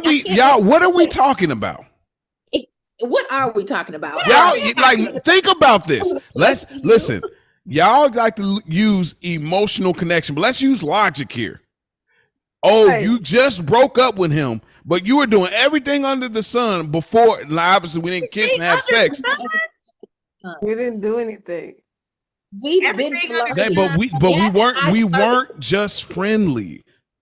It wasn't just friends. Like, do friends almost kiss? Do friends flirt like we do? Do friends make love faces at a football game? But we said that Torrance was flirting. We agreed on that. Okay, but you're not giving Cliff any accountability. Like, nigga, you should have asked. This is the problem right here.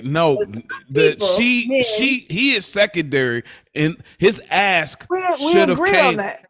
Are putting too much stock in this flirtation. You putting way too much stock in the flirtation. See, that's what y'all do. There was no kissing. There was no touching. That's what y'all do. Y'all do. Y'all move the goalposts. There was never even you're so cute. It was never I like you. It was a friendly, flirtatious banter. I seen you with the bikini on. What are we talking? And what? You brought your car. What? And then you knew you see your sister in the same bikini. Yeah, but the sister said, "Hey, he wants to see you." I forgot what the quote was, but he wants to see you in this way. Being a jerk. Missy is being a jerk because I know that y'all like each other. Right. And we need this money. You got a car, Torrance, send them titties over there and get to washing. We got things to do. We got to get to the Nationals. Come on now. It's a lot. Yes, Torrance was wrong for flirting.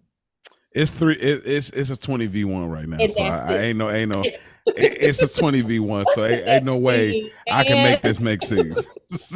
We get what you're saying. We get what you're saying. I'm here what y'all saying. I'm not saying that he couldn't ask the question, but it's the person that's in the relationship that's supposed to lead first. That's all I'm saying. When we get into all of the complications, if you're with somebody, it shouldn't take for him to ask before you should say.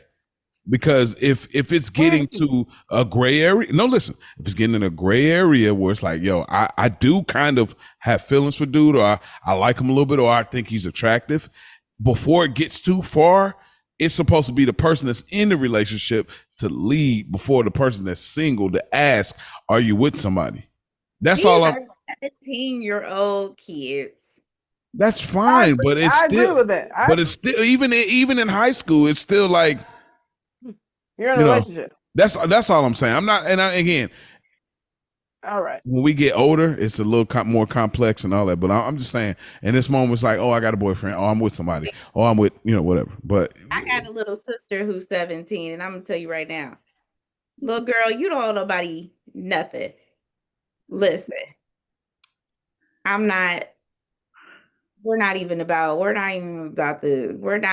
you're putting too much stock in this flirtation. Nah, it's bro. just you putting a whole lot on it. Like, nah.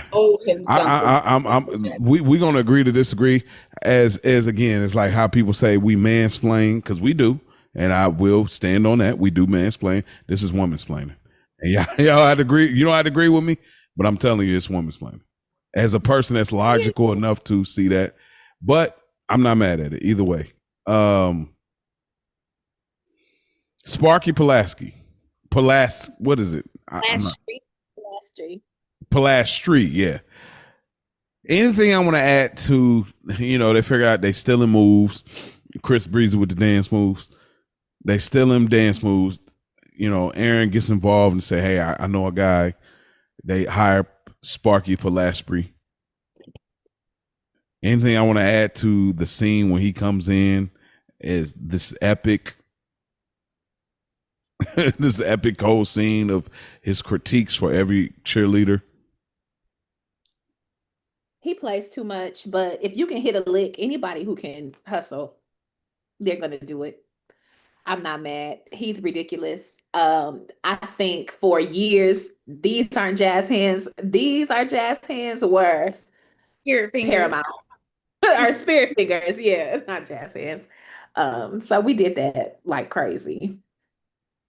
So shout out to him and all million people. Who was it? 5 other acts that had the same routine, or 6 other acts?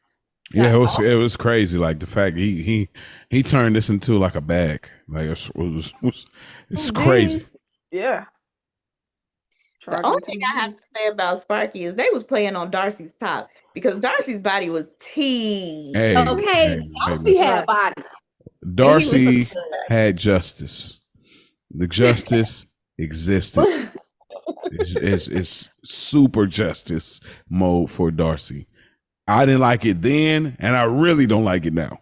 Cause I'm like, bro, For stop sure. playing. Like she For got sure. it, and her daddy got a bag. He puts a lot of money into school, and they would obviously they reached out to be like, yo, can your dad pay for this? Choreographer, and she was like, well, I can get him to get $500. And which obviously spawns the car wash. But like, bro, stop playing. Like, yeah, but you know what? I think that is one of the few things that really ties this movie to the sign of the times that we were in, because that late 90s, early 2000, that waif super thin body is oh what man, because even when they talked about Pauletta, she wasn't that big, quote unquote. yeah, And she they was like kept grandma her, big, yeah. yeah, she wasn't a Mima, so I I think guarantee that's one a of their thing. mamas was probably built just like her. Yeah, that's grandma. Right. You know what I mean? Grandma like that. You know what I mean? Yeah, so getting into the regional competition of it all, I'm gonna lay it out and then I'm gonna let y'all respond. You mean huh? nationals? Yeah, nationals, but it was the nationals. Nationals is where they did Sparky's routine. Oh yeah. Nationals is the big. But okay, so maybe it's a movie continuity thing because when they get to the later scene, they call it the regional. So I don't know why they did that, but anyway, I just call it like the kind of like the pre-comp. That's the way I labeled it. But so we get this whole thing. We see the Compton Clovers pull up, and ISIS just gives them the people's eyebrow. Shout out to The Rock, and keeps it moving and reminded me of the Monstars from Space Jam. I don't know if y'all remember that, but like when the Monstars pulled up and they was like they had that hip hop song popping up, like they knew they was about to dominate. And then Torrance being interviewed and hearing the total domination. Oh my gosh. Oh my God. So this section that I got is kind of the whole pre-competition, regional, national, however we have it. React. What do y'all have for this? What do y'all want to talk about in particular when it comes to this? Well, for me, shout out to the Clovers who really had a great routine because that's what they have been doing all these years. Nobody else had just ever seen it. I used to be in dance competitions, so that behind the scenes competition situation, it is intense and it is crazy. So shout out to them sort of capturing that. And you would see maybe not high school seniors and like 6-year-olds going back and forth. And so that was cute and funny. But the fact that so many schools were in such dire straits that they had to go and hire Sparky is crazy to me because how did we get here? Nobody could come up with something. Y'all sick of losing that bad? What are we doing? Where's the creativity? Where's the creativity? Where is some stuff that y'all did last year? Y'all can't tweak it and make it look different. Y'all can't add a little 8 count. What's going on? Because the crazy thing is that the squad who was doing Sparky's little routine the first time, the judges were kind of like, oh, okay, it's not so bad. But then it's like, it really was trash. It was a horrible routine. It was awful. It was so bad. Consider these are competitive cheerleaders. They are used to all of this tumbling. We only saw, I think, Jan do a couple of flips. Everybody else is doing these robotic movements. And if you have to hire a choreographer, why wouldn't you hire a cheer choreographer or something like that? This dancer, you know it's going to be off. You know something is not going to translate. It's not going to go well. But I guess when you're desperate, you do anything. Shout out to Quavo and praise. Okay.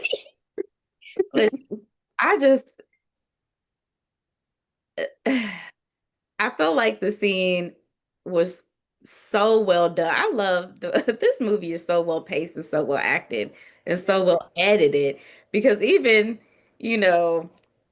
after they got done, it just captures the moment so well because she knew it was about to be a mess, but they all put them smiles on as soon as the music came on.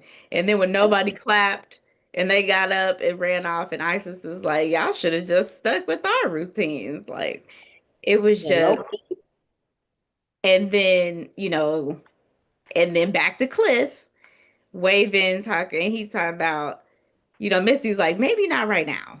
Not right now. And he's like, but it's me. You already got too much dip on your chip, Cliff. Now that's true. He's like, oh, Torrance, you see me talking to not right now. You also see, you give them an inch, they take them out. Now they think they your man and they interrupt you. Your man. Man. Relax a little bit. Cliff, you got to. He was OD there, though. He was OD. And it was just rude. Like, you see me, I'm having a whole conversation. Well, that ties into like his belief in what cheerleading is. Like he don't believe like cheerocracy and all of that. Like he didn't believe in none of that. And I think it ties into like, man, bro, what are you talking about, bro? It's me. Like it's not that important. You know what I mean? Yeah, to him, right? But like realize like, okay, it is a little bit more than what I thought it was. So, but yeah, I think that's a part of it, with also this confidence of him believing she's into him, like to that degree, obviously, that we've discussed before.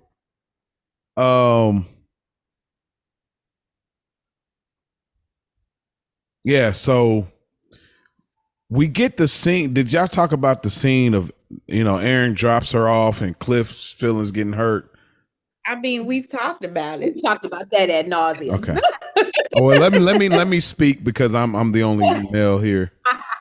Hey, listen, this is a real scene. Again, like we talk about all the things that maybe not, is, ain't, whatever, but like this like is a real scene in the sense that I'm gonna use Ray P's line in relatable content. Of this ideal where you're looking at this ideal chick in your adolescence, in your high school, where it's like she's the it girl, but yet still she's down to earth, and so down to earth that I could connect with her and she gets my references, she gets my vibe, and it feels genuine. And you feel like, oh, we got something. There's a connection there. Something's there. I don't know what it is, but there's something there where it's worth investigating just to find out, like, yo, you're already accounted for. And again, relatable content. And like Ray P said, I'm not going to be anecdotal or whatever. Not to be too anecdotal. Yeah, you get that on the shirt. You need to get that on the shirt. Because there is like... I definitely have a personal experience like that where it's like, oh, I did not know, I didn't see that coming, and it really go like that. So for him, like, to be hurt like that, again, he could have asked questions. We talked about it, like it could have went this way, it could have went that way, but like just being a male, being a at one point a high school male, it resonates in the sense like, damn, like, because he was at the spot where he should have been to support her in a crazy day. It's like, yo, y'all just got duplicated. Y'all just got finessed. You know what I mean? Like I'm here in the right spot. I got these lilies or whatever the flowers is. I got a mixtape for you, a dedicated song, and to tie it into that, I actually did make a song for a previous young lady that I was involved with, and still got played. So that's why. Hey, listen, and still got played. So I know what Cliff coming from. It's a spoiler alert for a later section of this. Yeah. So but yeah, it really resonated. But the song was a banger. Like, I think that we can. It was. Yeah. Cliff was right to be salty. I get it. I'm not taking away from him being salty in that moment. Okay. And hurt. After the fact, you're doing a little much, but I appreciate it. I'm with you. He's doing a little much, but shout out to Missy though, because Missy brought it into perspective. You know what I mean? In the sense of like, hey, listen, like, bro, you been a dumbass. Like, listen, that's what sisters are for. never for Ash. real. Like, hey, like for real though, because like it's like it is like no. Listen, again, she's this it girl. She broke up with her boyfriend for you, and I don't think that's fully why, but it works in the motivational. It's all good. You know, she broke up with him for you, and it's like, bro, shake it off because you got to remember where you stand. Like, bro, you're like a skateboarder dude. You're like a underground type dude. Like, you would never really be in the proximity of the it girl of the cheerleading squad. Like, let's keep it a bean. So, you know, Missy was on it, and Missy was like the, you know, the middle ground between them and her brother. Like I liked Missy she was really one of the MVPs. Sure. The Clover's right, Pauletta, which is obviously supposed to be like the Bring It On version of Oprah. And instead of taking money from Torrance, they decided they're gonna do it on their own, and they ended up getting the bag from Pauletta. And then that gets them to the finals, but Torrance wanted to fund them getting there because she wanted to truly be the best. So she wanted them to be there because they were obviously either the best or at least the top squad, one of the top squads that really got it together, and she wanted to compete with them. Anything I want to add to that? I appreciate Isis turning it down. I would have been irritated if I was Torrance, because girl, what? But also I get it. Like, no, we're going to do this. We've been doing it on our own this whole time. We're going to continue to do that. So I understood why she did it, but I might would have held on to that check just in case Pauletta didn't come through. That's a good point. That's a good point. I ain't going to tear it up. No, you make a great point. Like, looking at it now, it's like, let me hold this just in case. What say y'all to? I agree. I understood why she did it. It's an integrity thing. Like, listen, you know, we don't need your charity, and we don't want you absolving your guilt by giving us money to get there. Like, no, y'all gotta stand on what y'all did. You gotta eat that, and we're gonna figure this out. However, I probably would have held on to it because Pauletta was a toss up. We don't know, you know. So I probably would have held on to it, but I understand why she didn't want to use it, and I probably wouldn't have wanted to use it either because now you have this to hold over, be like, yeah, we used to steal your cheers, and we also paid for you to go to, like, nah, man, no, we're gonna figure it out for sure. We don't need 300%, and it's just how it was presented to. Like, she's like, here, my dad wrote a check. It's just like, they'll sponsor your team. Where we're from, you know what I mean? After the cheating, and again, you didn't know, but then you found out, and y'all still stole the, like, no, it was just, no. But yeah, for me, it's absolutely no. I'm gonna keep it a being. I'm not holding the check. Because there's this is a weird thing y'all stole from us. Then when you realized that y'all had been stealing, then you got it. Now you're giving me a guilt check. So what happens if I win? You're like, oh, well, they wouldn't have won if we never gave them, huh? So, bro, nah. Absolutely not. That's the weird. There's a scene in Spike Lee's movie of Malcolm X where Denzel plays Malcolm X biopic, and there's a scene where this white lady that comes in and says, "Hey, is there anything I can do to help the movement or anything?" And he was like, "No." And I look at this scene similar. It's like you stole from us, because there was an earlier scene where it's like, y'all gonna share them trophies? Y'all gonna share them trophies? No, y'all not gonna share them trophies. So now you stole from us. now you realize you didn't know, and now you're here. Now you want to sponsor us. Nah, that's some weird roundabout. Now again, that wasn't Torrance's motive, but like long term, historically, what it could have been. For sure. Nah, bro. Like, cause we won.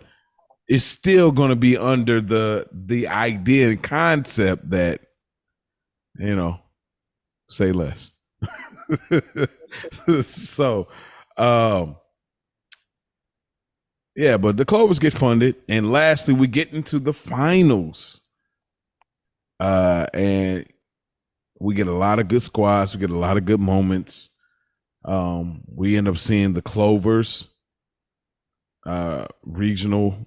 We see the Clovers routine. We see the Torrance's routine, and it goes down. It gets crazy. There's a lot of good routines, and eventually the Clovers win. As they should. And then second place. And interesting enough, is it Whitney? It was Courtney. Whitney. Okay. Courtney said she was the first one to speak up, like, yo, we got second place. Let's go. And watching it this time, it resonated for me in a sense that, like, we were genuinely original this time. And we came in second place in the country. Exactly. I appreciated that so much more this time. Like, y'all are the second best in the whole entire country in cheerleading with y'all real original material. It just resonated different for me. It did. And consider, we also got to help. What we learned about Big Red is that she didn't let them contribute to the routines. So we all have a little bit of our own sauce in here, as to which that was something that never did it. So I feel extra good because I was involved in the creation of this. My personality, I feel like I was heard, my ideas, my input, this, and the third, and that wasn't the case. So if it's second, imagine what we could help the rest of the girls do coming up behind us, because now we know, and we know how to put together a routine, and we've gone against the actual best. So now we really got to beat them. And they put that routine together after regionals. They had small period. That, and they still got second, and that was really done. And it was a good routine. It was very creative. Very innovative. All right, Ray. Well, I know you got to do your thing, so I'm gonna bring it to your neighborhood real quick before you get out of here, and then we're gonna continue this thing. Sure. So, with that being said, who's the character you relate to or identify with the most in this movie? I don't relate to any of these people. That's a rapey answer. Fair enough. On the Toros, in the lowest of keys, probably Missy. Yeah, I can see that. Okay. On the Clovers, it has to be Isis. You're definitely the Isis type. I can see that. I'm surprised that wasn't the first answer. Get to stepping. The character you could have done without. The brother, very easy. What, Cliff? No, Torrance's brother. Oh, that's a good point.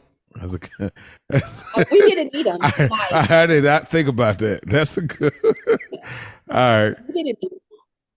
Lines that deserve to be slime. Obviously, these are your favorite lines of the movie. What you got? I think she puts the horror and horrifying. Do I look like a milkmaid because somebody feels like a cow?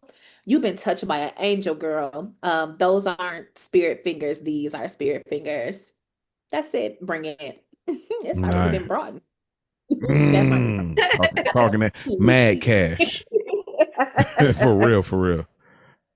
Things you would change about the movie, or what you think they didn't get right? I think they got it right. We talked about it at the top. I think they perfect 90s, 99, 2000 movie. For sure. I think they got it right. It's just enough. Fair. Fair.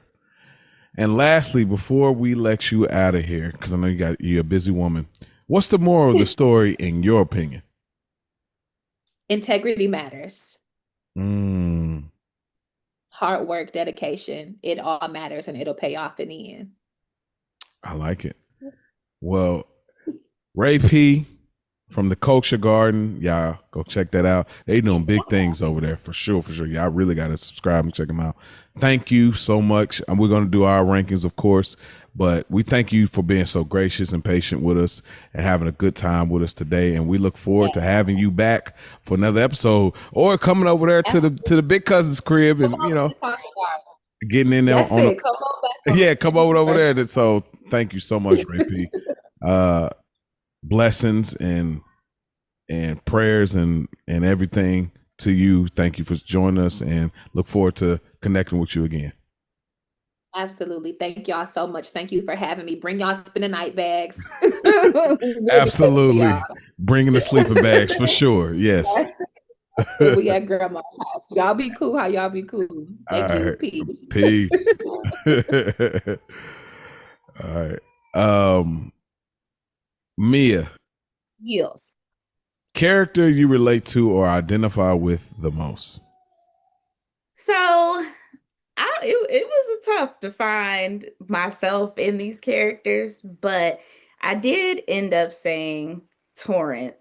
And I only said that just because I feel like I relate to her dedication to doing the right thing. Like once she found out what was going on, she quickly was immediately ready to pivot from doing, from stealing them people's cheers to figuring something else out. And she was really never on the side of, trying to continue on with the stolen routines. And I feel like I'm a type of person who very much like that will have a guilty conscience. If I know something ain't right or I'm doing something wrong, it's gonna eat away at me, and I just like my spirit just won't let me, move like that.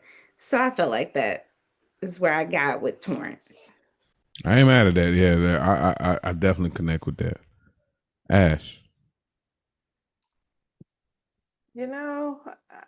I couldn't really find myself in any of these characters. I was thinking potentially Missy, just in a matter of her like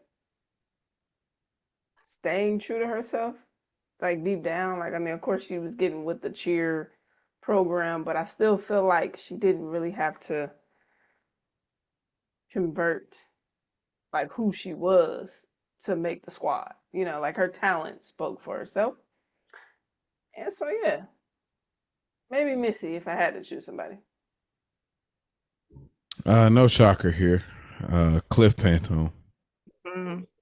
Definitely been in the position of, being in pursuance of the it girl and actually having an opportunity and then, being played. It's like, damn, like I wish I would have known that from the gate. Like you just using me for said purpose, you know what I mean, in high school. So I've definitely been in Cliff's shoes and I relate to him totally. For those that are listening, like if y'all notice, like in certain movies that we pick, I connect with these type of characters all the time because I always feel like an outsider. I've always felt that way because I just always have been different from the typical or the usual or the familiar. I've always been different. So I always feel like an outsider. So yeah, Cliff Pantone for sure. Get to stepping. The character that you can do without. Ash. I went with Aaron. He just got on my nerves. He wearing a whole winter sweater with shorts. Like that was crazy to me. Yeah, it is crazy. I didn't even notice that. I'm talking. It was like a winter sweater, and he was talking to Torrance like she was a baby. Like I hated the way he was speaking to her. Like it was just like baby talk to me. It was annoying. So maybe right. Like you got this. Like get out of here, bro. You got to get the stepping. I like it. B and B. I actually also said Aaron for the same reasons. Like, I couldn't stand him, and I also still think that Torrance and Cliff could have had a good love story without his character being in the middle of it. I got Big Red. Oh. I just don't like that there's no repercussions for her actions. You know, she pulls up on Torrance when they get with Spillasby or whatever his name is, and they got the same routine literally right after. And it's like, you're ruining everything. But it's like, bro, you're out of high school. Go live your life, dude. You're done. You're cooked. Why are you pulling back up to you and Aaron? Why are y'all at the high school? Like, move on. And then it's like, she's going hard. The worst mistake is not me borrowing routines, but it's making you captain. Borrowing routines. Bro, that pissed me off when I seen it. If I ever seen a colonizer, it was Big Red. Mm-hmm. So Big Red pissed me off to the highest. And nothing came from it. It's like, you still get to sit with the 5 trophies. You know, Torrance changes the game and tries to make a difference, and she gets second place. But like, y'all still got them 5 trophies that y'all ain't sharing with Compton Clovers. So Big Red, like, again, we need it for the storyline, but like, if I had to get rid of a character I don't like, it's Big Red. Mm-hmm. All right, Mia B. Lines that deserve to be slimed. Oh man, and it was hard to narrow this down because I could have just. Oh yeah, it's crazy. I just randomly picked some, so I can't mac on you in front of the parentals.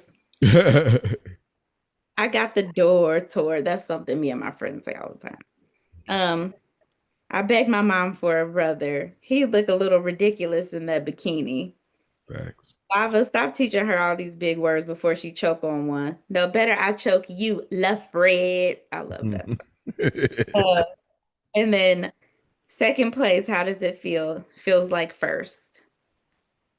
Hey, I see the deep cuts. Because it's so hard not to just pick. I know. You're right. I see the deep cuts. I ain't mad at that. That was creative right there. Ash. Yeah, I have a few. Me and Mia got some of the same ones. Door tour. I like it. I also had the parental that she said. That was so funny to me. I'm still Big Red. Like, that was a big thing back then. For Missy, I transferred from Los Angeles. The school has no gymnastics. This is the last resort. Somebody said, were the ethnic activities to your liking today? I forget who said that. That was Lava.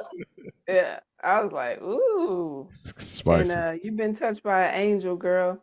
And sorry, new girl, but no one hit your buzzer. I like it. All right, we a little spread out then. I got a loser. Like, bruh, this man is a new student at the school. They hit this right out the gate. Like, he corrects the teacher. She's like, pant 1, and she's like, Pantone. And then they immediately loser. And then they wait till he walks to his desk, hit him with it again. Then he tries to like get them up out of the paint. And then they do it again and then dap about it. Like, bruh, we were definitely using that. Whoa. Sexy Leslie and Jan the cheerleader man. Malignant this tool. He grabbed his joint. Wait, people cheering for cheerleaders. This is obviously from the brother. Can we just beat these Buffies down so I can go home? I'm on curfew, girl. Obviously I had the same thing. You've been touched by an angel, girl. This is a serious problem. So is your breath. My last one. Cheerleaders are dancers turned retarded. Like Bosch Pulaski, like he was going crazy. Like, He's out of pocket. Who is this guy? Your mustache is crazy. Like, Oh wait, Yes. You're being a cheertator, Torrance, and a pain in my ass. I had to say that. Yeah, that's a good one. There's so many of them. I was trying to filter down, but there's so many. And things you would change about the movie or what you think they didn't get right, Ash. I didn't have anything. Mia. I only had one thing. There was no cheerleading coach, just the captain. And I felt like that was just like a little unrealistic. That's true. It's always going to be a coach, an adult supervisor, someone who signs you up for nationals, who does the transportation, who does all of the things. I never thought about that. We don't have a coach. We just have the captain. And I'm like, where's the adult who travels with you and who does your hotel check-ins and like I never thought about that. Like every time I've watched it, there's not one time I ever thought about. I'm so glad you brought that up, bro. I never thought about that. As someone who used to, do that, I cheered a little bit, but I did dance team, drill team. Funny story, not to take up too much time, but funny story, you said that it was based on Gwen Stefani, because when I went to Inglewood, our drill team tried out for her music video to Holla Back Girl, but that's neither. Holla Back Girl, yeah, that was. But yeah, like there's no cheerleading coach. Like where? I never thought. That's crazy. Like, shout out to you for bringing that up, because it don't make sense, and it's because they try to limit parental connections in these teen movies, but you do need a little bit of that continuity. Yeah. For me, the line "Missy's the poo," so take a big whiff. This line is so whack. Every time I watch Bring It On, I hate this line because it's because it's like they're trying to be clean, but then later in just a little bit, like few scenes later, Missy takes Torrance to Compton and then she says the word shit. So it's like, why did y'all use Missy's the poo if you're going to have Missy say the word shit? She could say Missy's the shit. And that's why I really don't like it. It's like literally, it's like 2 scenes later, they go to Compton, see the Clovers, do the dance, and she says it in the car ride back. I'm like, I hate that line so much. The verbiage of them using the word inside of the word, like he put the duh in dumb. They overutilize this as if they're trying to be a knockoff to Clueless. Like they're OD to me in this movie. Like if you really listen, they did it at least 7-8 times, bro. Like there was one scene they did like 4 or 5 times back to back, like in the locker room. I'm like, bro, y'all are doing this way too much to sound like hip and current. Another thing, the Toros, and then the captain's name is Torrance. I just never liked that. I never liked that. Like, yeah, I couldn't get more creative. Just give her a totally different name. Her name is Torrance, and she's a cheerleader of the Toros. That's nitpicky. It is what I never liked it though. Like this is not even like because I'm a podcaster. As a kid, I didn't like it because I would get confused. Torrance, Toros, Torrance, Toros. Even as a kid, I didn't like it. And then lastly, the sports announcer. This is by far the most egregious part. The sports announcer at the beginning of the finals says, in high school, I couldn't pay a cheerleader to talk to me. Now I'm surrounded by them. And let's face it, in any sport that combines gymnastics, dancing, and short skirts are fine with me. These are high schoolers. And like your boy from Compton said, A minor. Come on, bro. Crazy thing I never noticed that, or it never bothered me until this watch. When I was watching it this time, I was like, "What did you say?" Weirdo. But I just, but yeah, that was real weirdo lines. I'm like, bro, why would you even say that? You're really corny. Like, it was so much I had to say. But anyway, yeah, that was real A minors.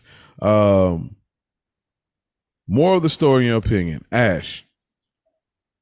Similar to Ray P. I said winning without integrity isn't winning at all. That's a fact. Mia B. I said doing the right thing is rarely the easy thing, but it's more fulfilling in the end. More story, in my opinion.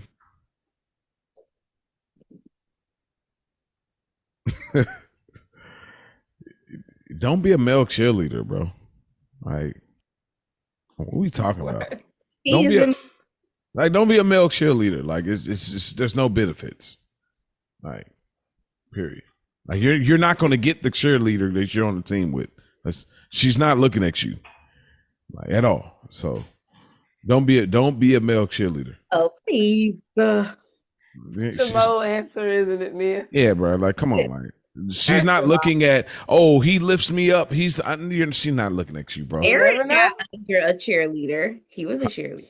Who you say? Who, the straight one? Aaron. Yeah. Yeah, he's whack, but yeah. Yeah, but he's out of pocket. He's Me Too'd at this point. And male cheerleaders get a lot of college scholarships. Yeah, but you ain't getting a lot of college ladies. Oh my God. All right. With that being said, that is our episode. Crazy. No, I'm not. See, I'm one of the type of people, you don't feel me in the moment, people double back and later and be like, yo, Mo was on to something. I'm that type. Every time, I can't tell you how many times that happens. Nobody feel me in the moment, but later on they look back and be like, yo, he was on to something. But anyway, it ain't about me. It's about this show. With that being said, we have concluded our first episode of 2026.